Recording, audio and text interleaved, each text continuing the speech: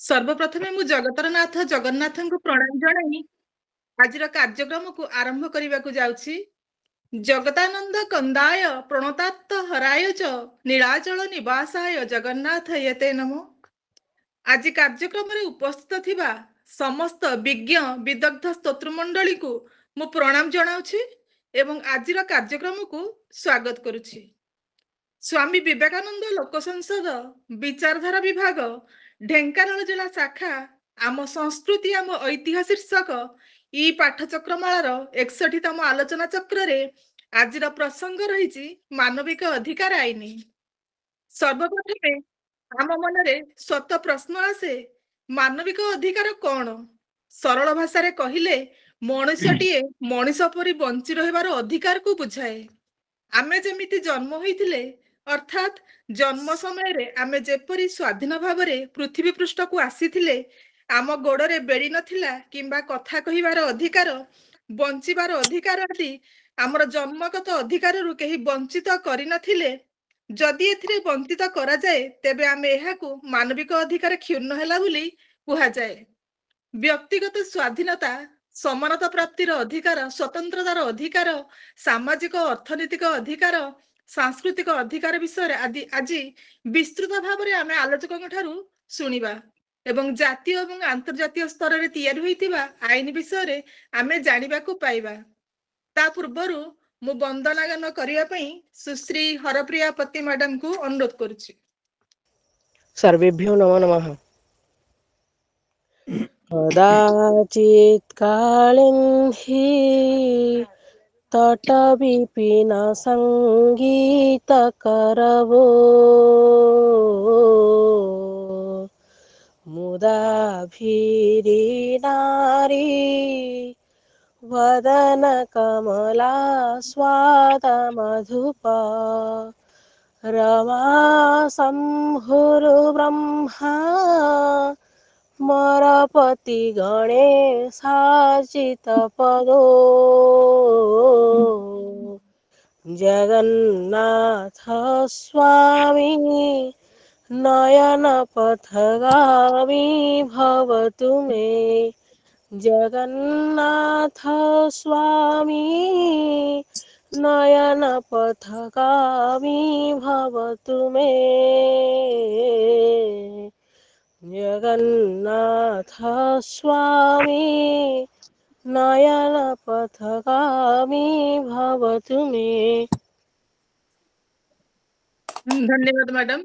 बहुत सुंदर भाव में आपण सुललित कंठरे गायकी परिवेश को बहुत मंत्रमुग्ध करि पारिले। वर्तमान से आपन को बहुत धन्यवाद। वर्तमान मु शिक्षयित्री जामिनी होता महाशय को अनुरोध करुच्ची विवेकवाणी पाठ करिया पे। जय जगन्नाथ। समस्त को मोर प्रणाम। आजिर विवेकवाणी प्रेमर कौनसी जंत्रणादायक प्रतिक्रिया नहीं, सेथिरु केवल आनंद मिलथाए। जदि आनंद न मिले तेबे यह भल पाइबा नुहे। आमे भूल रे अन्य कौनसी पदार्थ को भल पाइबा बोली मने करुछु। जेतेबेले तुमे तुमर स्वामी को, स्त्री को, पुत्र कन्या को, समग्र पृथ्वी को, विश्व जगत को एपरि भाबरे भल पाइबा पई समर्थ हेबो जे सेथिरे कौनसी प्रकार दुख ईर्षा बा स्वार्थपरतार प्रतिक्रिया हेबो नाही। सेतेबेले तुमे प्रकृत रे अनासक्त होई परिबो। स्वामी विवेकानंद। धन्यवाद। धन्यवाद मैडम। बहुत सुंदर भाव में आपण पाठ कले। वर्तमान मु आज कार्यक्रम सभापति अछंती श्रीजुक्त अध्यापक श्रीजुक्त देवराज बेहेरा। मु तांको आज कार्यक्रम को स्वागत करुछि। आज से सभापतित्व करिवे आज कार्यक्रम रे। श्रीजुक्त बेहेरा होचंती जने सुवक्ता, जने समाजसेवी। से एकाधर रे शिक्षकता अध्यापना करिबा सहित जने सुंदर गवेषक मध्य। तांकर बहुत सुंदर वक्तव्य समस्त परिवेश को बहुत मंत्रमुग्ध कर दे पारे एवं तांको विषय जेते कहिले भी सार विषय रे कम हबो। से जने समाजसेवी एवं सुवक्ता सुलेखक। आजिर कार्यक्रम को से संयोजन करिवे।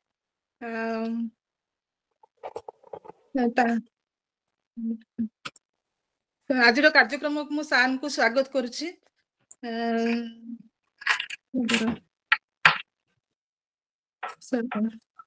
ଆଜିର ଆଲୋଚ୍ୟ ବିଷୟ ହଉଛି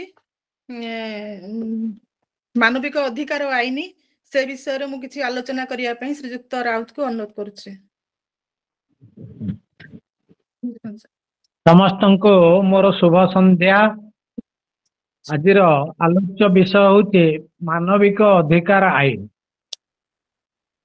ମାନବିକ ଅଧିକାର ଆଇନ ଆଜି ପ୍ରାୟ ଗାଁ ଗହଳିଠୁ ଆରମ୍ଭ କରି ଆନ୍ତର୍ଜାତିକ କ୍ଷେତ୍ର ପର୍ଯ୍ୟନ୍ତ ତାହା ପରିବ୍ୟାପ୍ତ।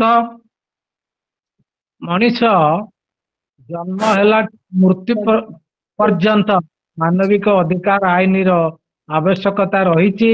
ହୋମ ଟୁ ଟୋମ ମଣିଷ ପିଲାଟିଏ ଜନ୍ମ ହଉଛି ଯେତେବେଳେ ତା ମା କୋଳରୁ ମା ଠାରୁ ଆରମ୍ଭ କରିକିରି ଆଉ ସଂସାନ ପର୍ଯ୍ୟନ୍ତ ତାର ମାନବିକ ଅଧିକାର ଅଛି। ଅନେକ ଗୁଡ଼ିଏ ମାନବିକ ଅଧିକାର ଅଛି। ଆପଣ ମାନେ ଏଇଠି ଜାଣନ୍ତୁ ଯେ ମାନବିକ ଅଧିକାର କିଛି ଗୋଟେ ନୂଆ କଥା ନୁହେଁ। ଏହା ଆମର ପ୍ରାକୃତିକ ଆଇନର ନୂତନ ସଂସ୍କରଣ। ପ୍ରାକୃତିକ ଆଇନର ନୂତନ ସଂସ୍କରଣ ବା ପ୍ରାକୃତିକ ଅଧିକାରର ନୂତନ ସଂସ୍କରଣ। ପ୍ରାକୃତିକ ଅଧିକାର କଣ? ଯେମିତି ଆମର ଜଳ, ବାୟୁ, ଆଲୋକ, ଭୂମି ଏଗୁଡାକ ପ୍ରକୃତି ଦତ୍ତ। ପ୍ରକୃତି ଆମକୁ ଦେଇଛି, ନେଚର ଦେଇଛି ଆମକୁ। ଏଇ ଅଧିକାର ଗୁଡାକ ଆମେ ଜନ୍ମରୁ ଆଉ ଫ୍ରମ ଆୱାର ବାର୍ଥ ଆମକୁ ଆମେ ପାଉଛେ। ତେଣୁ ସେ ଅଧିକାରକୁ ଆମେ କିଭଳି ଭାବେ ସାବ୍ୟସ୍ତ କରି ବା ଆମେ ଭଲ ଜୀବନ ଉତ୍ତମ ଜୀବନ ଯାପନ କରିବା ପାଇଁ ସେ ଅଧିକାର ଗୁଡ଼ିକ ଆମର ନିହାତି ଭାବେ ଦରକାର। ଏଇ ପରିପ୍ରେକ୍ଷୀରେ ମୁଁ ଗୋଟିଏ କଥା କହିବି ଯେ ଆମର ୱିଲିୟମ କୁପର ଆମର ସେ ଲେଖିଛନ୍ତି ନିଗ୍ରୋସ କମ୍ପ୍ଲେଣ୍ଟ। ଗୋଟିଏ ତାଙ୍କର ପଂକ୍ତି ଅଛି ଯେ society, friendship and love divinely bestowed upon the man.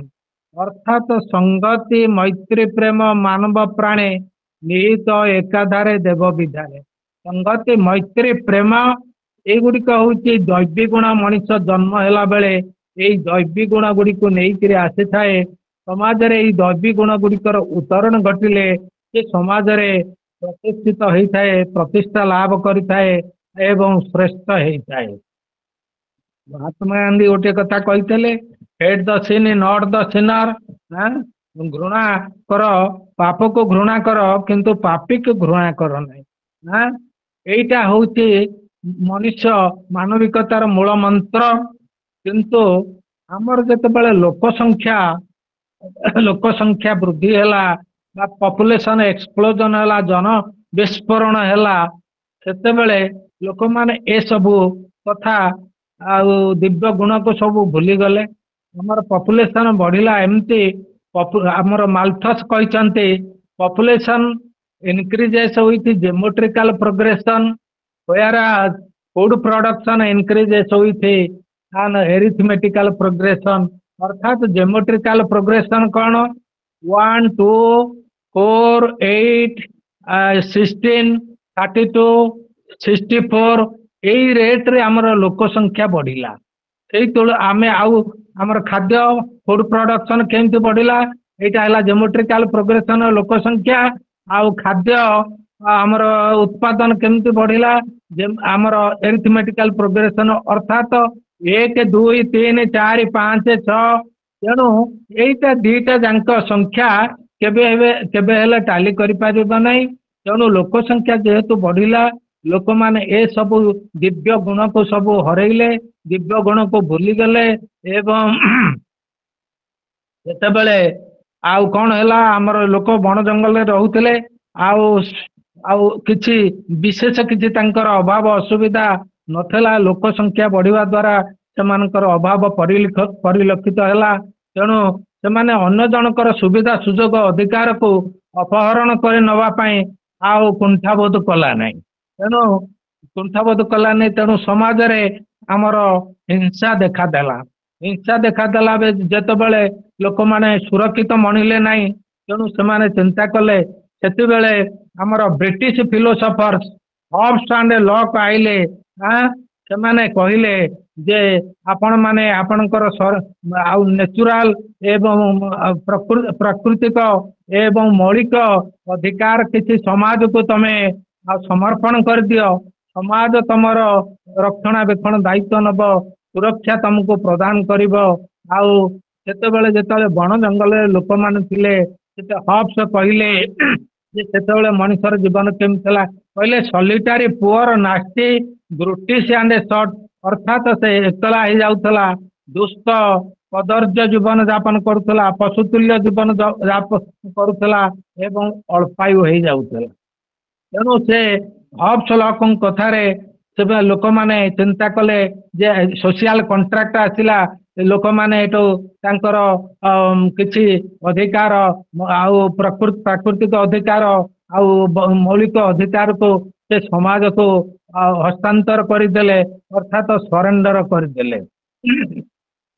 ତାପରେ ଆମର କୋର୍ଟରେ ସେଇ ପରିପ୍ରେକ୍ଷୀରେ ସେତେବେଳେ ଲୋକମାନେ ଯେତେବେଳେ କଷ୍ଟରେ ରହିଲେ, ଆମର ରୁଷୋ ମଧ୍ୟ କହିଲେ man is born free and everywhere is in chains, ଅର୍ଥାତ ମଣିଷ ଆଉ ସ୍ୱାଧୀନ ଭାବେ ଜନ୍ମ ହଉଛି, କିନ୍ତୁ ସମାଜକୁ ଆସିଲା କ୍ଷଣି ଚାରିଆଡେ ତା ଗୋଡରେ ହାତରେ ବେଡି କଡା ଏମିତି ଶୃଙ୍ଖଳ ପଡି ଯାଉଛି।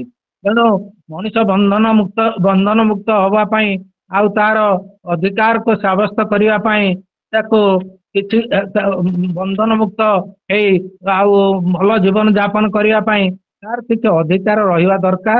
ସେଇ ପରିପ୍ରେକ୍ଷୀରେ ଯେତେବେଳେ ସମାଜ ଅସୁରକ୍ଷିତ ହେଇ ରହିଲା, ଆଉ ଏମାନେ ସବୁ ସୋସିଆଲ ଥିଙ୍କର୍ସ ଚିନ୍ତା କଲେ, ସେତେବେଳେ ଆମର କୋର୍ଟ କଚେରୀ ଅବତାରଣା କରାଗଲା ଏବଂ କୋର୍ଟ କଚେରୀ ପ୍ରତିଷ୍ଠା କରାଗଲା।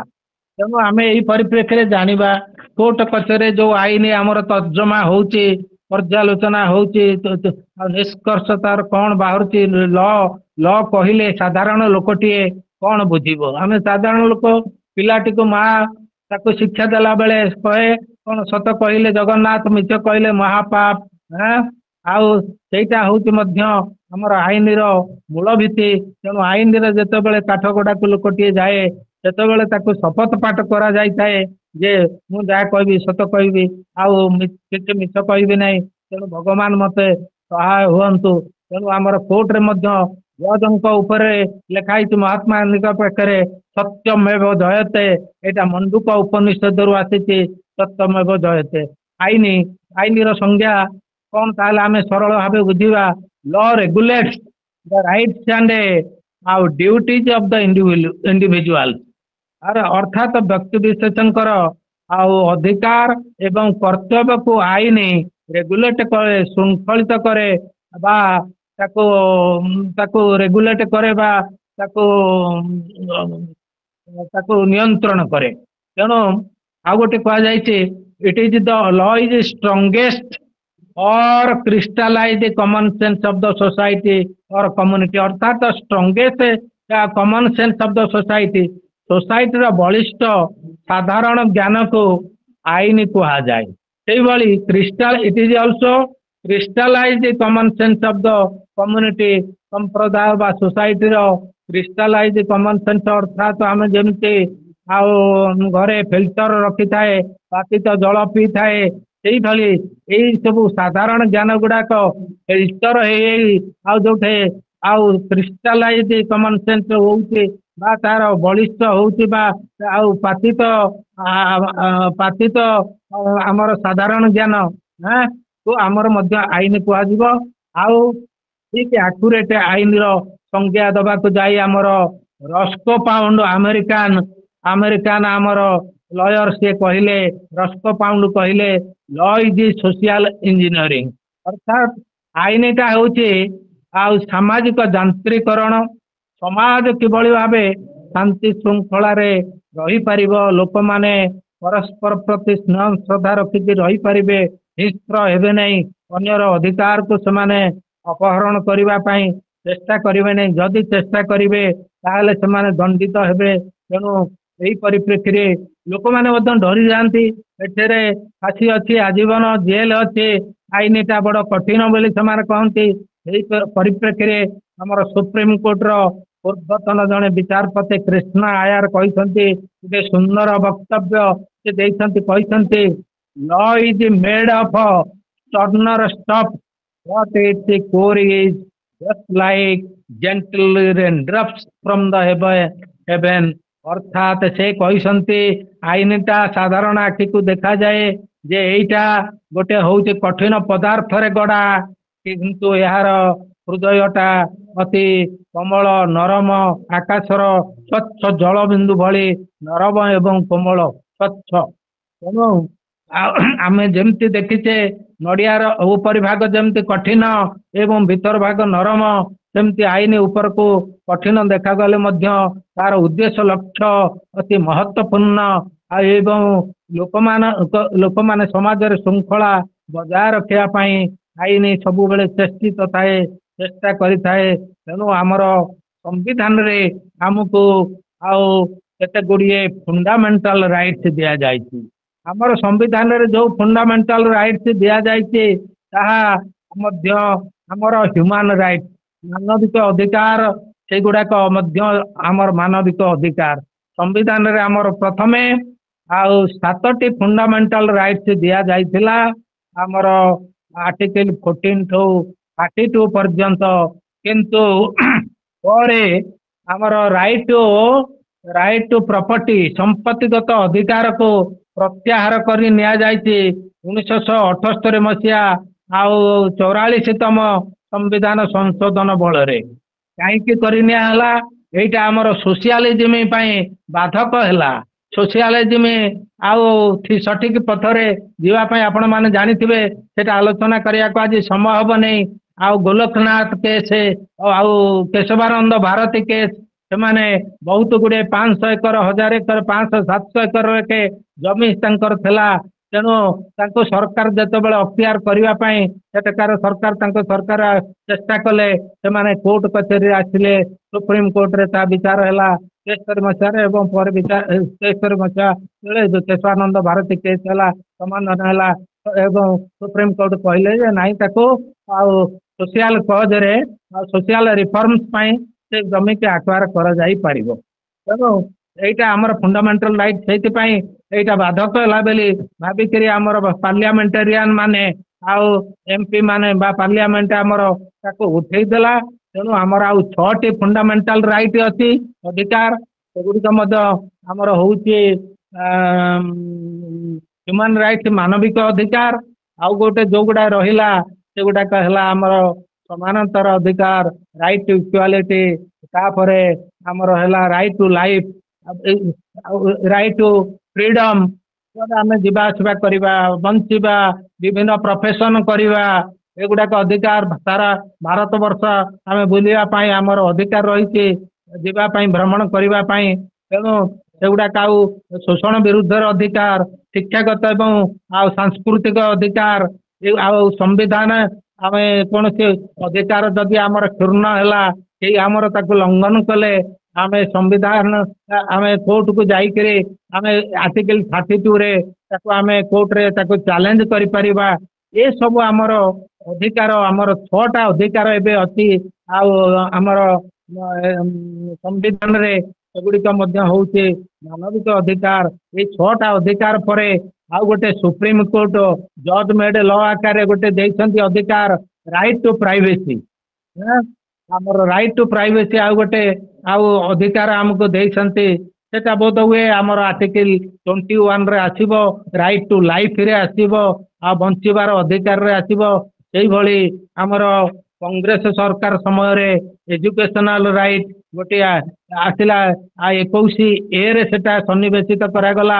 ଅର୍ଥାତ୍ 6 ରୁ 14 ବର୍ଷ ଯାଏ ପିଲାମାନଙ୍କୁ ଅବୈତନିକ ଏବଂ ମାଗଣା ଶିକ୍ଷା ଦବା ପାଇଁ ଏଇଟା ଗୋଟେ ଫଣ୍ଡାମେଣ୍ଟାଲ ଅଧିକାର ବା ମୌଳିକ ଅଧିକାର ଆକାରରେ ସରକାର ଆଉ ପାର୍ଲିଆମେଣ୍ଟ ତାକୁ ଆଇନ ପ୍ରଣୟନ କରିଛନ୍ତି। ତେଣୁ ପିଲାମାନେ ଆମର 14 ବର୍ଷ ଭିତରେ ଅବୈତନିକ ଶିକ୍ଷା ପାଇପାରିବେ। ଏଇତକ ହେଲା ଏଇ ଅଧିକାର। ଆମର ତାର ମୂଳ ଉତ୍ସ ଆମର ମାଗ୍ନା କାଟା, ଆମର ବ୍ରିଟିଶର ମାଗ୍ନା କାଟା। ଆମର ଯୋଉ ସମ୍ବିଧାନ ପ୍ରଣେତା ମାନେ ସବୁ ବିଭିନ୍ନ କଣ୍ଟ୍ରିଜ ବୁଲିକିରି ତାଙ୍କର ସବୁ ଭଲ ଭଲ ପ୍ରୋଭିଜନ କ'ଣ ଅଛି, ବ୍ୟବସ୍ଥା କ'ଣ ଅଛି, ଅଧିକାର ଉପରେ ବିଲ୍ ଅଫ ରାଇଟ୍, ମାଗ୍ନା କାର୍ଟା, ଆଉ ଗୋଟିଏ ଫିଲାଡେଲଫିଆ କନଭେନସନ ମଧ୍ୟ ସେଠି ଲୋକମାନେ ଯେତେବେଳେ ଆନ୍ଦୋଳନ କରିଥିଲେ ଯେ ନୋ ଟାକ୍ସେସନ ୱିଦାଉଟ୍ ରିପ୍ରେଜେଣ୍ଟେସନ, ଅର୍ଥାତ୍ ଆମକୁ ଯଦି ଅଧିକାର ଦିଆଯିବ ନାହିଁ, ଆମକୁ ପ୍ରତିନିଧିତ୍ୱ ଦିଆଯିବ ନାହିଁ, ତାହେଲେ ଆମେ ଟାକ୍ସ ଦେବୁ ନାହିଁ। ତେଣୁ ଏଇ ସବୁ ତାର ଉତ୍ସ, ସେଇଥିରୁ ଆମର ରାଇଟ୍ ଆସିଛି। ରାଇଟ୍ କହିଲେ କ'ଣ ବୁଝାଯାଏ? ଏଇଠି ମୁଁ ତାର ସଂଜ୍ଞା ଗୋଟେ କହୁଛି। ଆମର ହାରୋଲ୍ଡ ଲାସ୍କି ଯିଏ ଲେଖିଛନ୍ତି ବହି ଗ୍ରାମାର ଅଫ ପଲିଟିକ୍ସ ଲେଖିଛନ୍ତି, ତାଙ୍କ ଭାଷାରେ ଅଧିକାରର ସଂଜ୍ଞା ହେଉଛି rights are those conditions of social life without which no man can be his best self। ଅର୍ଥାତ୍ ଅଧିକାର ହେଉଛି ଏଭଳି ଗୁଡ଼ିଏ ସାମାଜିକ ଉତ୍କୃଷ୍ଟ ବିଧି ବ୍ୟବସ୍ଥା ଯାହା ବ୍ୟତିରେକେ ଜଣେ ନାଗରିକ ଉତ୍କୃଷ୍ଟ ଜୀବନ ଯାପନ କରିପାରିବ ନାହିଁ। ଏହି ପରିପ୍ରେକ୍ଷୀରେ ଆମର T.H. ଗ୍ରୀନ୍ କହିଲେ it should be the business of the state to maintain those conditions for free exercise of those rights. ଅର୍ଥାତ୍ ଆଉ ଜଣେ ନାଗରିକ ଏଇ ଅଧିକାର ଗୁଡ଼ିକୁ ସାବ୍ୟସ୍ତ କରିବା ପାଇଁ ତାକୁ, ତେଣୁ ସରକାର ସେଥିପାଇଁ ନାଗରିକ ମାନଙ୍କ ପାଇଁ ଆଉ ଅନୁକୂଳ ପରିବେଶ ସୃଷ୍ଟି କରିବେ, ଯାହା ଦ୍ୱାରା ସେମାନେ ସଠିକ ଭାବେ ଏଇ ମୌଳିକ ଅଧିକାରକୁ ବା ଏଇ ମାନବିକ ଅଧିକାରକୁ ସେମାନେ କୋର୍ଟ କଚେରୀରେ ଠିକ ଭାବେ ସଠିକ ଭାବେ ତାକୁ ସାବ୍ୟସ୍ତ କରିପାରିବେ। ଆପଣମାନେ ଜାଣନ୍ତି ଆମର ଦ୍ୱିତୀୟ ବିଶ୍ୱଯୁଦ୍ଧ 1939 ମସିହାରେ ଆରମ୍ଭ ହେଲା ଏବଂ 1945 ମସିହାରେ ଶେଷ ହେଲା। ଦ୍ୱିତୀୟ ବିଶ୍ୱଯୁଦ୍ଧ ସମୟରେ ପ୍ରାୟ 45 ମସିହା ବେଳକୁ ଆମର ଆମେରିକାର ନୌବାହିନୀ ଆମର ହିରୋସୀମା ଏବଂ ନାଗାସାକି ଉପରେ ଆଉ ପରମାଣୁ ବୋମା ନିକ୍ଷେପ କଲା, ଯାହାଦ୍ୱାରା ସେ ଦୁଇଟି ସହର ବିଧ୍ୱସ୍ତ ଏବଂ ବିପର୍ଯ୍ୟସ୍ତ ହେଇଗଲା, ଧ୍ୱଂସସ୍ତୂପରେ ପରିଣତ ହେଲା। ତେଣୁ ଲୋକ ମାନବ ଜାତିକୁ ଥରେଇ ଦେଇଥିଲା ଏବଂ ସେଥିରେ ପ୍ରାୟ 2,14,000 ଲୋକ ମୃତ୍ୟୁବରଣ କଲେ। ଆମର 9ଙ୍କ ଦୁର୍ଭିକ୍ଷରେ ଆଉ ଓଡ଼ିଶାର ଲୋକ ସଂଖ୍ୟା ଥିଲା 30 ଲକ୍ଷ, ସେଥିରୁ 1/3 ମୃତ୍ୟୁବରଣ କରିଥିଲେ, ଅର୍ଥାତ୍ 10 ଲକ୍ଷ ମୃତ୍ୟୁବରଣ କରିଥିଲେ। କିନ୍ତୁ ଏଇ ଦୁଇଟି ସହରରେ 2,14,000 ଲୋକଙ୍କର ପ୍ରାଣ ହାନି ଘଟିଲା। ତେଣୁ ଲୋକମାନେ ଚିନ୍ତା କଲେ ଏବଂ କ'ଣ କଲେ, ଆମେ ଏଇ ପୃଥିବୀରେ ଏଇ ଯୁଦ୍ଧକୁ ରୋକିପାରିବା। ତେଣୁ ସେଥିପାଇଁ ଆମର ଚିନ୍ତା କଲେ ବିଭିନ୍ନ ଦେଶର ଲୋକମାନେ। ଆମର ସେତେବେଳେ ରୁଜବେଲ୍ଟ ଆମେରିକାର ରାଷ୍ଟ୍ରପତି ଥିଲେ, ସିଏ କଏନ୍ କଲେ ୟୁନାଇଟେଡ ନେସନ୍ସ। ସେଇ ଶବ୍ଦାବଳୀକି ସିଏ ପ୍ରଥମେ କହିଲେ 1942 ମସିହାରେ। ସେ ଚିନ୍ତା କରିଥିଲେ ଯେ ତାପରେ ୟୁନାଇଟେଡ ନେସନ୍ସ 1945 ମସିହାରେ ପ୍ରତିଷ୍ଠା କରାଗଲା। ତେଣୁ ଯେତେବେଳେ ୟୁନାଇଟେଡ ନେସନ୍ସ ପ୍ରତିଷ୍ଠା କରାଗଲା, ସେତେବେଳେ ଆମର ତାର ଗୋଟେ ଚାପ୍ଟରରେ ଆମର ହ୍ୟୁମାନ ରାଇଟ୍ସ, ଯୋଉଟା ମାନବିକ ଅଧିକାର, ଏଇ ଶବ୍ଦାବଳୀକି ତାର ଚାର୍ଟର ବା ଆଉ ଚୁକ୍ତିନାମାରେ 1948 ମସିହାରେ ଏ ଶବ୍ଦାବଳୀକୁ ସେଥିରେ ସଂଯୁକ୍ତ କରାଗଲା, ଅର୍ଥାତ୍ ସେଥିରେ ଇନକର୍ପୋରେଟ କରାଗଲା ବା ସଂଯୁକ୍ତ କରାଗଲା ଏଇ ମାନବିକ ଶବ୍ଦାବଳୀକି 1948 ମସିହାରେ। ଏଇ ଆଇନଟାକୁ, ଏଇ ମାନବିକ ବିଭିନ୍ନ ଆଉ ଅନ୍ତର୍ଜାତୀୟ ସ୍ତରରେ ବିଭିନ୍ନ ଏଗ୍ରିମେଣ୍ଟ ହେଲା, ତାକୁ ରେସପେକ୍ଟ ମଧ୍ୟ ସମସ୍ତେ ଦେଲେ ମାନବିକ ଅଧିକାରକୁ। ତେଣୁ ଏଇ ଯୋଉଟା ଆମର ମିଳିତ ଜାତିସଂଘରେ ଯୋଉଟା ଆଡପ୍ଟ କରାଗଲା ମାନବିକ ଅଧିକାର, ତାକୁ ସମସ୍ତେ ସମାନ ଦେଲେ ଏବଂ ତାକୁ ରେସପେକ୍ଟ ଦେଲେ, ତାକୁ ସମସ୍ତେ ମାନିଲେ। ଭାରତରେ ମଧ୍ୟ ଭାରତ ସରକାର 1993 ମସିହାରେ ଆଉ ଲ ରିଲେଟିଂ ଟୁ ହ୍ୟୁମାନ ରାଇଟ୍ସ ଆଉ ପ୍ରଣୟନ କଲେ, ଯାହାକି ବର୍ତ୍ତମାନ ତାହା ପ୍ରଚଳିତ ହେଉଛି। କିନ୍ତୁ ପାୱାର ଯେତେବେଳେ ଲୋକଙ୍କ ହାତକୁ ଆସେ, ଦୁର୍ନୀତିଠୁ ଆରମ୍ଭ କରନ୍ତୁ, ଆମର ଲର୍ଡ ଆକ୍ଟନ ଗୋଟିଏ ଇମ୍ପୋର୍ଟାଣ୍ଟ ଏବଂ ସ୍ମରଣୀୟ ପଂକ୍ତି କହିଛନ୍ତି, ମାକ୍ସିମ୍ କହିଛନ୍ତି। ସେ କହିଛନ୍ତି ଯେ power tends to corrupt and absolute power corrupts absolutely। ଅର୍ଥାତ୍ ଜଣଙ୍କ ହାତରେ କ୍ଷମତା ରହିଲେ ସେ ନିଶ୍ଚିତ ଭାବେ ଦୁର୍ନୀତିଗ୍ରସ୍ତ ହେବ ଏବଂ ଅତ୍ୟଧିକ କ୍ଷମତା ରହିଲେ ସେ ସମ୍ପୂର୍ଣ୍ଣ ଦୁର୍ନୀତିଗ୍ରସ୍ତ ହେଇଯିବ। ତେଣୁ ଆଉ ଗୋଟିଏ କଥା ମଧ୍ୟ ଦୁର୍ନୀତିଗ୍ରସ୍ତ ହେଲେ କଣ କରିବେ? ଧନିକ ଶ୍ରେଣୀ ମାନେ ଗରିବ ଲୋକଙ୍କ ଉପରେ ଅତ୍ୟାଚାର କରିବେ।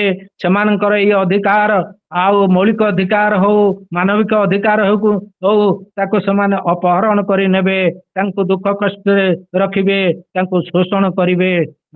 ତେଣୁ ଆମର ପାର୍ବତୀ କାବ୍ୟରେ ରାଧାନାଥ ରାୟ କହିଛନ୍ତି, ଇଚ୍ଛନ୍ତି ଦାମ୍ଭିକେ ହସ୍ତ ରଖିବାକୁ ସମସ୍ତଙ୍କ ଭାଗ୍ୟ ଡୋରି, ନିଜ ଭାଗ୍ୟ ଡୋରି କାଳ ହସ୍ତେୟା ପକାନ୍ତି ହେଲେ ପାଶୋରି। ଆଉ ଗୋଟିଏ କଥା ଅଛି, ଯେତେବେଳେ ଧନୀ ଶ୍ରେଣୀର ଲୋକଟିଏ ସେ ଗରିବ ଲୋକ ଉପରେ ଅତ୍ୟାଚାର କରେ ଏବଂ ଗରିବ ଲୋକର କିଛି ତାର ଆଉ ଆର୍ଥିକ ସମ୍ବଳ ନଥାଏ, ତାକୁ ଚ୍ୟାଲେଞ୍ଜ କରିବା ପାଇଁ ସେ ଭଗବାନଙ୍କ ଉପରେ ହାତ ଟେକି ଦିଏ। ଏ ଭଗବାନ ତୁ ବୁଝ। ଏବଂ ସାଧାରଣ ଲୋକଟିଏ ଭାବେ ଯେ ଧନୀ ଲୋକମାନେ କୋର୍ଟ କଚେରୀରୁ ନ୍ୟାୟ ପାଉଛନ୍ତି, ଗରିବ ଲୋକମାନେ ପାଉନାହାନ୍ତି। ସେଥି ଉପରେ ଗୋଟେ ସୁନ୍ଦର ଏବଂ ଆଉ କୌତୁକିଆ ମାକ୍ସିମ ମଧ୍ୟ ଅଛି। ମୁଁ ତାକୁ ଉଦ୍ଧାର କରୁଛି। Laws are cobwebs, catch small flies, while big ones break it before our eyes।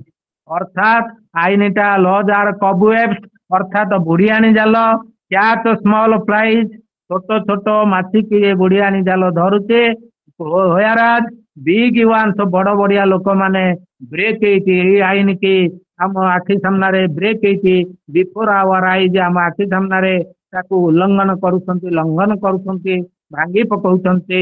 ତେଣୁ ସେଥିପାଇଁ ଆମର ସୁପ୍ରିମ କୋର୍ଟ ହାଇକୋର୍ଟ ତା ଉପରେ ତର୍ଜମା କରି ଲୋକମାନେ କିଭଳି ଭାବେ ସଠିକ ନ୍ୟାୟ ପାଇପାରିବେ ତା ଉପରେ ସେମାନେ ଯୁଗାନ୍ତକାରୀ ରାୟ ପ୍ରଦାନ କରିଛନ୍ତି।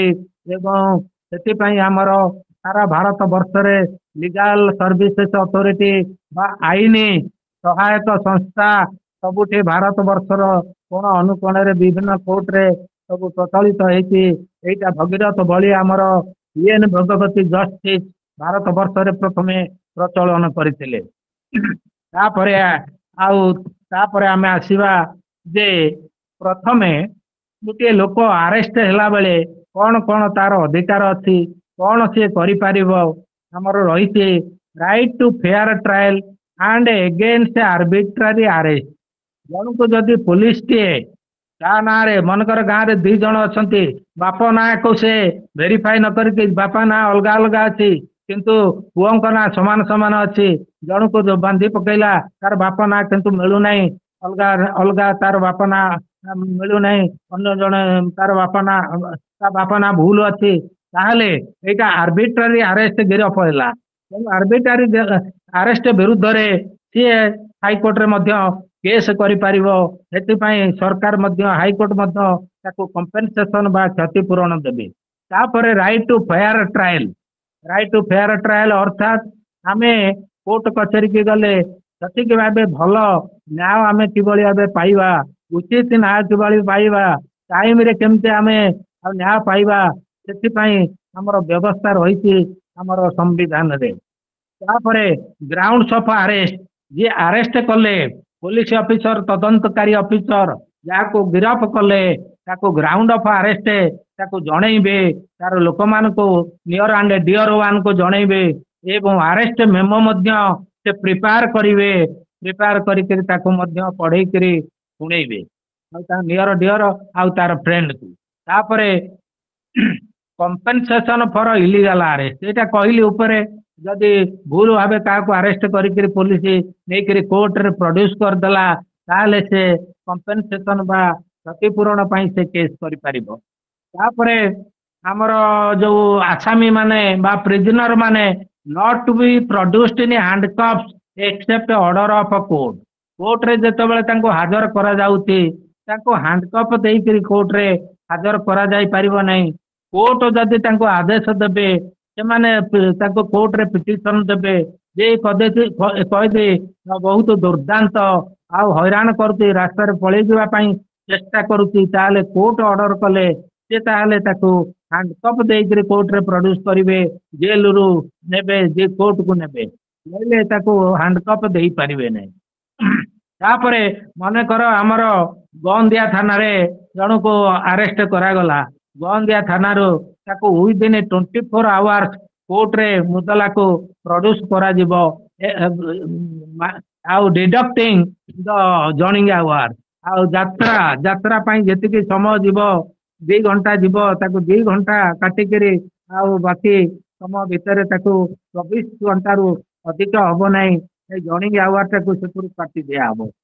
Right to be defended by lawyer. କୋର୍ଟରେ ପ୍ରଡ୍ୟୁସ ହେଲା କ୍ଷଣି କୋର୍ଟ ତାକୁ କହିବେ ଯେ ତମର ଅଧିକାର ଅଛି ଜଣେ ଲୟରକୁ ପରାମର୍ଶ କରିବା ପାଇଁ, ତାଙ୍କଠୁ ବୁଝିବା ପାଇଁ, ତମର ଜାମିନ ଫାମିନ କଥା ବୁଝିବା ପାଇଁ ଆଉ ଯିବା ପାଇଁ ତମେ ତାକୁ କନସଲ୍ଟ କରିପାରିବ, ପରାମର୍ଶ କରିପାରିବ। ତାପରେ ଆମର ଗୋଟେ ଅଛି ସମ୍ବିଧାନରେ ଆର୍ଟିକଲ 20 ରେ ଏକ୍ସ ପୋଷ୍ଟ ଫ୍ୟାକ୍ଟୋ ଲ। ଏକ୍ସ ପୋଷ୍ଟ ଫ୍ୟାକ୍ଟୋ ଲ ମାନେ ମନେକର ଆମର ଆଇନ ଅଛି ଠକେଇରେ, ଆମର ପୁରୁଣା ଆଇନରେ ଥିଲା ଠକେଇରେ 420 ଯୋଉଟା, ଠକେଇରେ 7 ବର୍ଷ ଜେଲ ଜୋରିମାନା ଅଛି।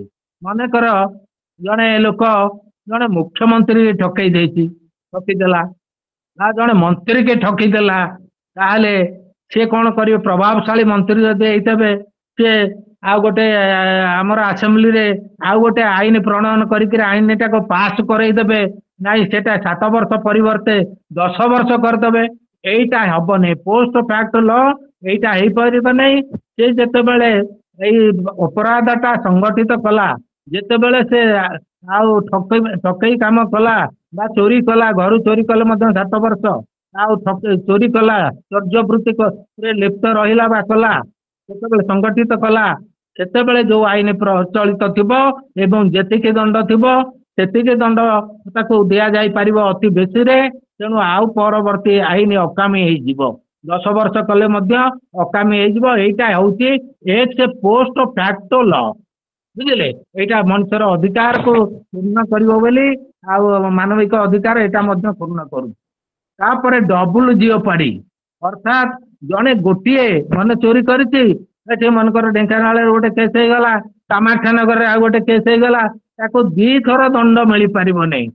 ଡବୁଲ ଜିଓପାଡି ମାନେ ଡବୁଲ ଡେଞ୍ଜର, 2 ଥର ତାକୁ ଜେଲ ଜରିମାନା ହେଇପାରିବନି। ଗୋଟିଏ କୋର୍ଟରେ ତାର ଟ୍ରାଏଲ ହବ, ବିଚାର ହବ, ସେ କୋର୍ଟ କେସ୍ ଏଠିକି ଉଠି ଆସିବ, ଟ୍ରାନ୍ସଫର ହେଇଯିବ, ଗୋଟିଏ କୋର୍ଟ ହବ। ତାପରେ ଆମର ଯୋଉଟା କହିଲି PN ଭଗବତୀ 1987 ମସିହାରେ ଯୋଉ ଗରିବ ଲୋକମାନେ ଆଇନ ପାଇପାରୁନାହାନ୍ତି ପଇସା ଅଭାବରୁ, ଯେମିତି ଆପଣ ମାନେ ଜାଣିଥିବେ ମହାଭାରତ ଯୁଦ୍ଧରେ ଯେତେବେଳେ ଆଉ କର୍ଣ୍ଣଙ୍କର ରଥଚକ ତଳେ ମାଟିରେ ଆଉ ଭିତରେ ପଶିଗଲା, ସେତେବେଳେ ଆଉ କୃଷ୍ଣ ଅର୍ଜୁନଙ୍କର ସାରଥୀ ହେଇଥିଲେ। ସେତେବେଳେ କୃଷ୍ଣ ଅର୍ଜୁନକୁ କହିଲେ, ହେ ଅର୍ଜୁନ, ଏଇଟା ସୁବର୍ଣ୍ଣ ମୁହୂର୍ତ୍ତ, ଯେତିକି ବେଳେ ତୁ କର୍ଣ୍ଣକୁ ଆଉ ଶର ନିକ୍ଷେପ କର। ଅର୍ଜୁନ କଣ କହିଲେ? ଅର୍ଜୁନ କହିଲେ, ନା ସେଟା ବୀରର କର୍ମ ନୁହେଁ, ଉଚିତ କର୍ମ ନୁହେଁ। ବୀର ହଉଛି ସିଏ ଯଦି ଆଉ ଅସୁବିଧାରେ ପଡିଛି କର୍ଣ୍ଣ, ମୁଁ ଏଠି ତାକୁ ଶର ନିକ୍ଷେପ କରିବା ଆଉ ମୋ ପକ୍ଷେ ବୀର ପକ୍ଷେ ଏଇଟା ବୀରର ଧର୍ମ ନୁହେଁ, ତେଣୁ ମୁଁ ଏଇଟା କରିପାରିବି ନାହିଁ। ତେଣୁ ବୀରର ଅର୍ଥ ଜଣେ ଇଏ ଅସ୍ତ୍ରରେ ସୁସଜ୍ଜିତ ଥିବ, ଇଏ ମଧ୍ୟ ଅପୋଜିଟ ସାଇଡ ସୁସଜ୍ଜିତ ଥିବ, ଉଭୟ ଯୁଦ୍ଧ କରିବେ, ଯେମିତି 2ଟା ଖଣ୍ଡାରେ ଯୁଦ୍ଧ କରିବେ, ଯିଏ ସେଥିରେ ପରାସ୍ତ ହେଲା ସେ ପରାସ୍ତ ହବ। ତେଣୁ ଗରିବ ଲୋକର ଯେ ଅର୍ଥ ବଳ ନାହିଁ, ଅର୍ଥ ରୂପକ ଖଡଗ ନାହିଁ, ଖଣ୍ଡା ନାହିଁ ଯୁଦ୍ଧ କରିବା ପାଇଁ, ତେଣୁ ସେଥିପାଇଁ ସରକାର ବ୍ୟବସ୍ଥା କରିଛନ୍ତି ଲିଗାଲ ସର୍ଭିସେସ୍ ଅଥରିଟି, ଅର୍ଥାତ୍ ତାହାରି ତରଫରୁ ସରକାର ଜଣେ ଓକିଲ, ଭଲ ଓକିଲ ସେ ଦେଇଦେବେ, ସେଇ ଓକିଲର ପଇସା ସରକାର ଦେବେ, ଆଉ ସିଏ ତା ପାଇଁ ଲଢିବ, ଗରିବ ଲୋକଙ୍କ ପାଇଁ ଲଢିକରି ସେ ସରକାର କହୁଛନ୍ତି ଯେ ଏଇ ଅସ୍ତ୍ର, ଏଇ ଓକିଲ ରୂପକ ଖଣ୍ଡା ଖଡଗ ତମ ହସ୍ତରେ ଧରେଇଦେଲୁ, ତମେ ସେଇଥିରେ ଆଉ ଯଦି ଯା, ନହେଲେ ଦଣ୍ଡିତ ହବ। এইটা ହେଲା ତାର ମୂଳ ଲକ୍ଷ୍ୟ ବା ଉଦ୍ଦେଶ୍ୟ। ଆଉ ଗୋଟେ ଆମର ଅଛି ସମ୍ବିଧାନରେ ଯେ ସ୍ପିଡି ଟ୍ରାଏଲ, ଶୀଘ୍ର ଆଉ ଆଇନ ଲୋକମାନେ ପାଉନାହାନ୍ତି, ବହୁତ ଦିନ ପରେ ଆଉ ବହୁତ ଦିନ ପରେ ବିଚାର ହଉଛି। ପୁଅ ଯଦି କେସ୍ କରୁଛି ଆଉ ତା ନାତି ବେଳେ ସେ କେସ୍ ସରୁଛି, ସିଭିଲ କେସ୍ ହେଲେ, କିନ୍ତୁ କାହିଁକି ଏମିତି ହଉଛି? ଆମେ ଦେଖନ୍ତୁ ଆମର ଆମେରିକାରେ ପ୍ରତି 10 ଲକ୍ଷ ଲୋକଙ୍କ ପାଇଁ 107 ଜଣ ଜଜ୍ ଅଛନ୍ତି। ପ୍ରପରସନଟା ଆପଣ ଦେଖନ୍ତୁ, ଅନୁପାତିକ ପ୍ରପରସନଟା ଦେଖନ୍ତୁ। କାନାଡାରେ ଆଉ ପ୍ରତି 10 ଲକ୍ଷ ଲୋକଙ୍କ ପାଇଁ 75 ଜଣ ଜଜ୍ ଅଛନ୍ତି। ଇଂଲଣ୍ଡରେ ପ୍ରତି 10 ଲକ୍ଷ ଲୋକଙ୍କ ପାଇଁ ଆଉ 51 ଜଣ ଜଜ୍ ଅଛନ୍ତି। ଆମର ଇଣ୍ଡିଆ ଏଇଟା ସୁପ୍ରିମକୋର୍ଟ ଯେତେବେଳେ ଜଜମେଣ୍ଟ ଦେଲେ ଇଣ୍ଡିଆରେ ସେତେବେଳେ ଆଉ ପ୍ରତି 10 ଲକ୍ଷ ଲୋକଙ୍କ ପାଇଁ 13 ଜଣ ଜଜ୍ ଥିଲେ। ତେଣୁ ସେଇଟା ସୁପ୍ରିମକୋର୍ଟ କହିଲେ ଆଟଲିଷ୍ଟ ଆଉ ଇଂଲଣ୍ଡ ସହିତ ଆମେ ସମାନ କରିବା ବା 50 51 ନୁହେଁ 50 ହବା ଦରକାର। ପ୍ରତି 10 ଲକ୍ଷ ଲୋକଙ୍କ ପାଇଁ 50 ଜଣ ଇଣ୍ଡିଆରେ ଜଜ୍ ରହିବା ଦରକାର।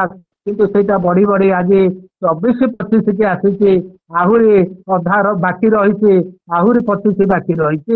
ସେଇଥିପାଇଁ ଆମର ନ୍ୟାୟ ବିଳମ୍ବିତ ହେଉଛି। ମନେକର ଗୋଟିଏ ଶଗଡ଼ରେ ଆମେ ବା ଗୋଟିଏ ଟ୍ରକରେ 100 କୁଇଣ୍ଟାଲ ଆମେ ଆଉ ଗହମ ନେଇପାରିବା। ଆଉ ଅଧିକା ଯଦି ଲୋଡ କରିବା ଓଭର ଲୋଡିଂ ଆଉ 5-10 କୁଇଣ୍ଟାଲ ଆମେ ନେଇପାରିବା।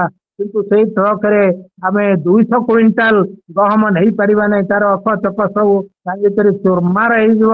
ସେଇଭଳି ଅବସ୍ଥାରେ ଆମର ଇଣ୍ଡିଆନ ଜୁଡିସିଆରୀ ଏବେ ଅଛି। ଏବେ ଟିକେ ଅବସ୍ଥା ଅବଶ୍ୟ ସୁଧୁରିଲାଣି।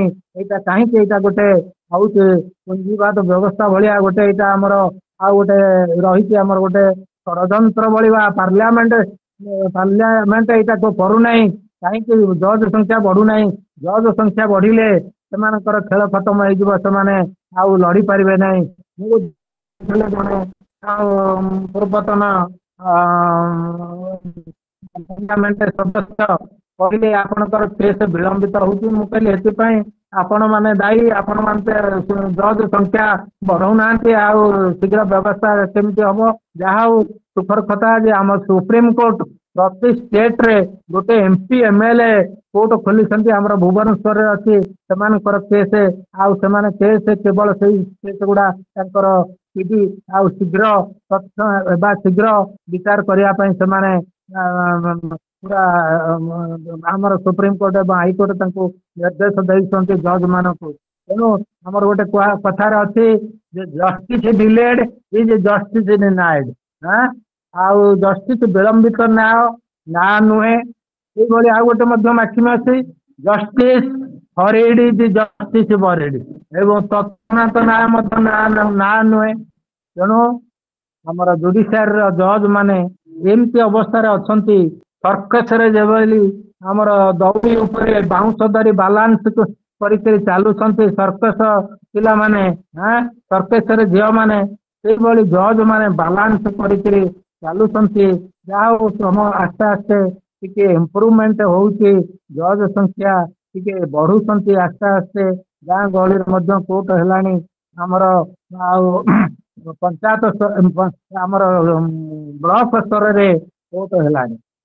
ତେଣୁ ଏଇଥିପାଇଁ ନ୍ୟାୟ ବିଳମ୍ବିତ ହଉଛି। ଆପଣ ମାନେ ଭାବନ୍ତି ଜଜ୍ ମାନେ ବୋଧେ କରୁନାହାନ୍ତି, କେସ୍ କରୁନାହାନ୍ତି। ତେଣୁ ଆମର ୱାର୍କ ଲୋଡ ବି ବହୁତ ଅଛି ଆମର। ସେଥିପାଇଁ ଆଉ ଜଜ୍ କେତେ କାମ କରିବେ ସେଥିପାଇଁ ଆମର ସ୍ଥିର ହେଇଛି, ଫିକ୍ସ ହେଇଛି ଆଉଟର୍ନ, ସେଥିପାଇଁ ଫିକ୍ସ ହେଇଛି। ତାପରେ ଆମେ ଆସିବା ଜଣେ ପୋଲିସ ଅଫିସର ଜଣକ ଘର ସର୍ଚ୍ଚ କରିବ, ତାର ମାନବିକ ଅଧିକାରକୁ ରକ୍ଷା କରିକି ତାକୁ ସର୍ଚ୍ଚ କରିବ। ମନେକର ଜଣେ ଲେଡିର ଘରକୁ ସର୍ଚ୍ଚ କରିବ, ତେଣୁ ଲେଡି ପୋଲିସ ଅଫିସର ସେଠି ଆସିବା ଦରକାର।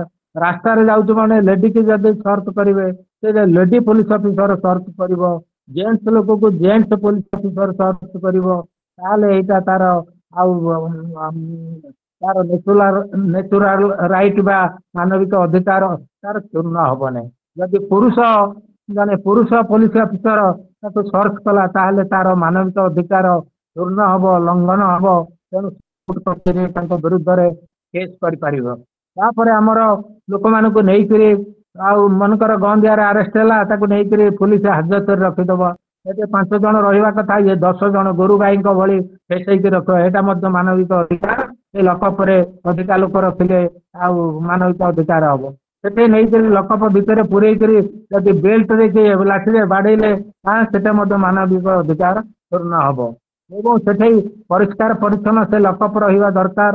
ଆମର ଜେଲରେ ବି କୋର୍ଟରେ ମଧ୍ୟ ଲକଅପରେ ରହୁଛନ୍ତି, ଆଉ ସେଠି ମଧ୍ୟ ପରିଷ୍କାର ପରିଚ୍ଛନ୍ନତା ଅଗ୍ରାଧିକାର ଦବା ଦରକାର। ଆଉ ନଚେତ ମାନବିକ ଅଧିକାର ପୂର୍ଣ୍ଣ ହବ କଏଦୀ ମାନଙ୍କର ବା ମୁଦଲ ମାନଙ୍କର। ତାପରେ ଆକୋମୋଡେସନ, ଜେଲରେ ମନେକର କାପାସିଟି ହଉଛି 100, ସେଠି 200-250 ଲୋକ ରଖାଯାଇ ପାରିବନି, ଗୋରୁ ଗାଈଙ୍କ ଭଳି ରଖାଯାଇ ପାରିବନି। ସେଠି ଯଦି ରହିଲେ ତାହେଲେ ସେଠି ମଧ୍ୟ ମାନବିକ ପ୍ରତ୍ୟେକ ସ୍ତରରେ ରହିଛି। ମଣିଷଟିଏ ମଣିଷ ଭଳି ବଞ୍ଚିବା ପାଇଁ ଏଇଟା ବ୍ୟବସ୍ଥା କରାଯାଇଛି, ବା ଲୋକମାନେ ବା ଆମର ଆଉ ଫିଲୋସଫର ମାନେ, ଦାର୍ଶନିକ ମାନେ ଚିନ୍ତା କରିକିରି ଏଇ ସବୁ ଆଇନ କରିଛନ୍ତି, ସମ୍ବିଧାନ ତିଆରି କରିଛନ୍ତି। ଆମର ପଲିଟିକାଲ, ଆମର ସବୁ ଫୋର ଫାଦର୍ସ, ଆମର ଆମର କନଷ୍ଟିଟ୍ୟୁସନାଲ ଫୋର ଫାଦର୍ସ ଆମର ସବୁ ସମ୍ବିଧାନ ପ୍ରଣୟନ କରିଛନ୍ତି। ତାପରେ ଆମର ଟ୍ରାଏଲ ଅଫ ରେପ୍ କେସ୍ ଯେତେବେଳେ ଟ୍ରାଏଲ ହବ, ସେଇଟା ଆଉ ଇନ୍ କ୍ୟାମେରା ହବ। ଇନ୍ କ୍ୟାମେରା ଅର୍ଥ ହଉଛି ଜଜଙ୍କ ଚାମ୍ବରରେ ହବ।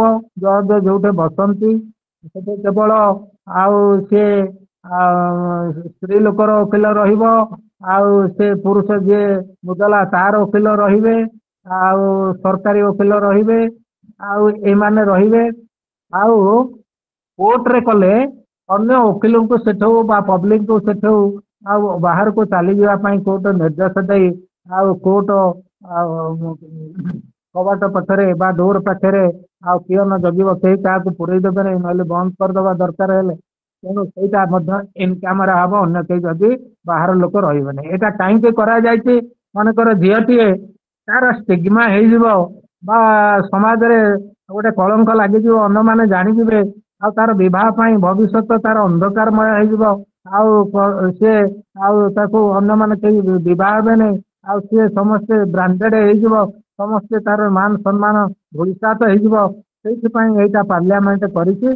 ଏବଂ ଏଇ ଯେତେବେଳେ କେସ୍ ଚାଲିଥିବ, ସେଇ କେସ୍ ବିଷୟରେ ଆଉ ପବ୍ଲିକେସନ ପତ୍ର ପତ୍ରିକା ଖବର କାଗଜରେ ତାହା ପ୍ରକାଶ କରାଯିବ ନାହିଁ। ଯଦି କେହି ପ୍ରକାଶ କଲେ ଉତ୍ସାହିତ ହେଇକରି, ତାହେଲେ ତାଙ୍କ ନାଁରେ ମଧ୍ୟ କେସ୍ ହବ, ସେ ପବ୍ଲିଶର ନାଁରେ, ରିପୋର୍ଟର ନାଁରେ, ଆଉ କେସ୍ ମଧ୍ୟ ହବ। ତେଣୁ ଏଇଟା ଆମର ଏମିତି ପୋକ୍ସୋ ଆକ୍ଟ ଅଛି। ଆଉ 18 ବର୍ଷରୁ ପୁଅ ଝିଅଙ୍କ ଉପରେ ଯୋଉ ଯୌନ ଅତ୍ୟାଚାର ହଉଛି, ମୁଁ ମଧ୍ୟ ପୋକ୍ସୋ କୋର୍ଟରେ ଭୁବନେଶ୍ୱରରେ ଥିଲି, ରିଟାୟାରମେଣ୍ଟ ପରେ ଜଏନ କରିଥିଲି। ସେଠି ମଧ୍ୟ ଆଇନ କଡାକଡି ଅଛି।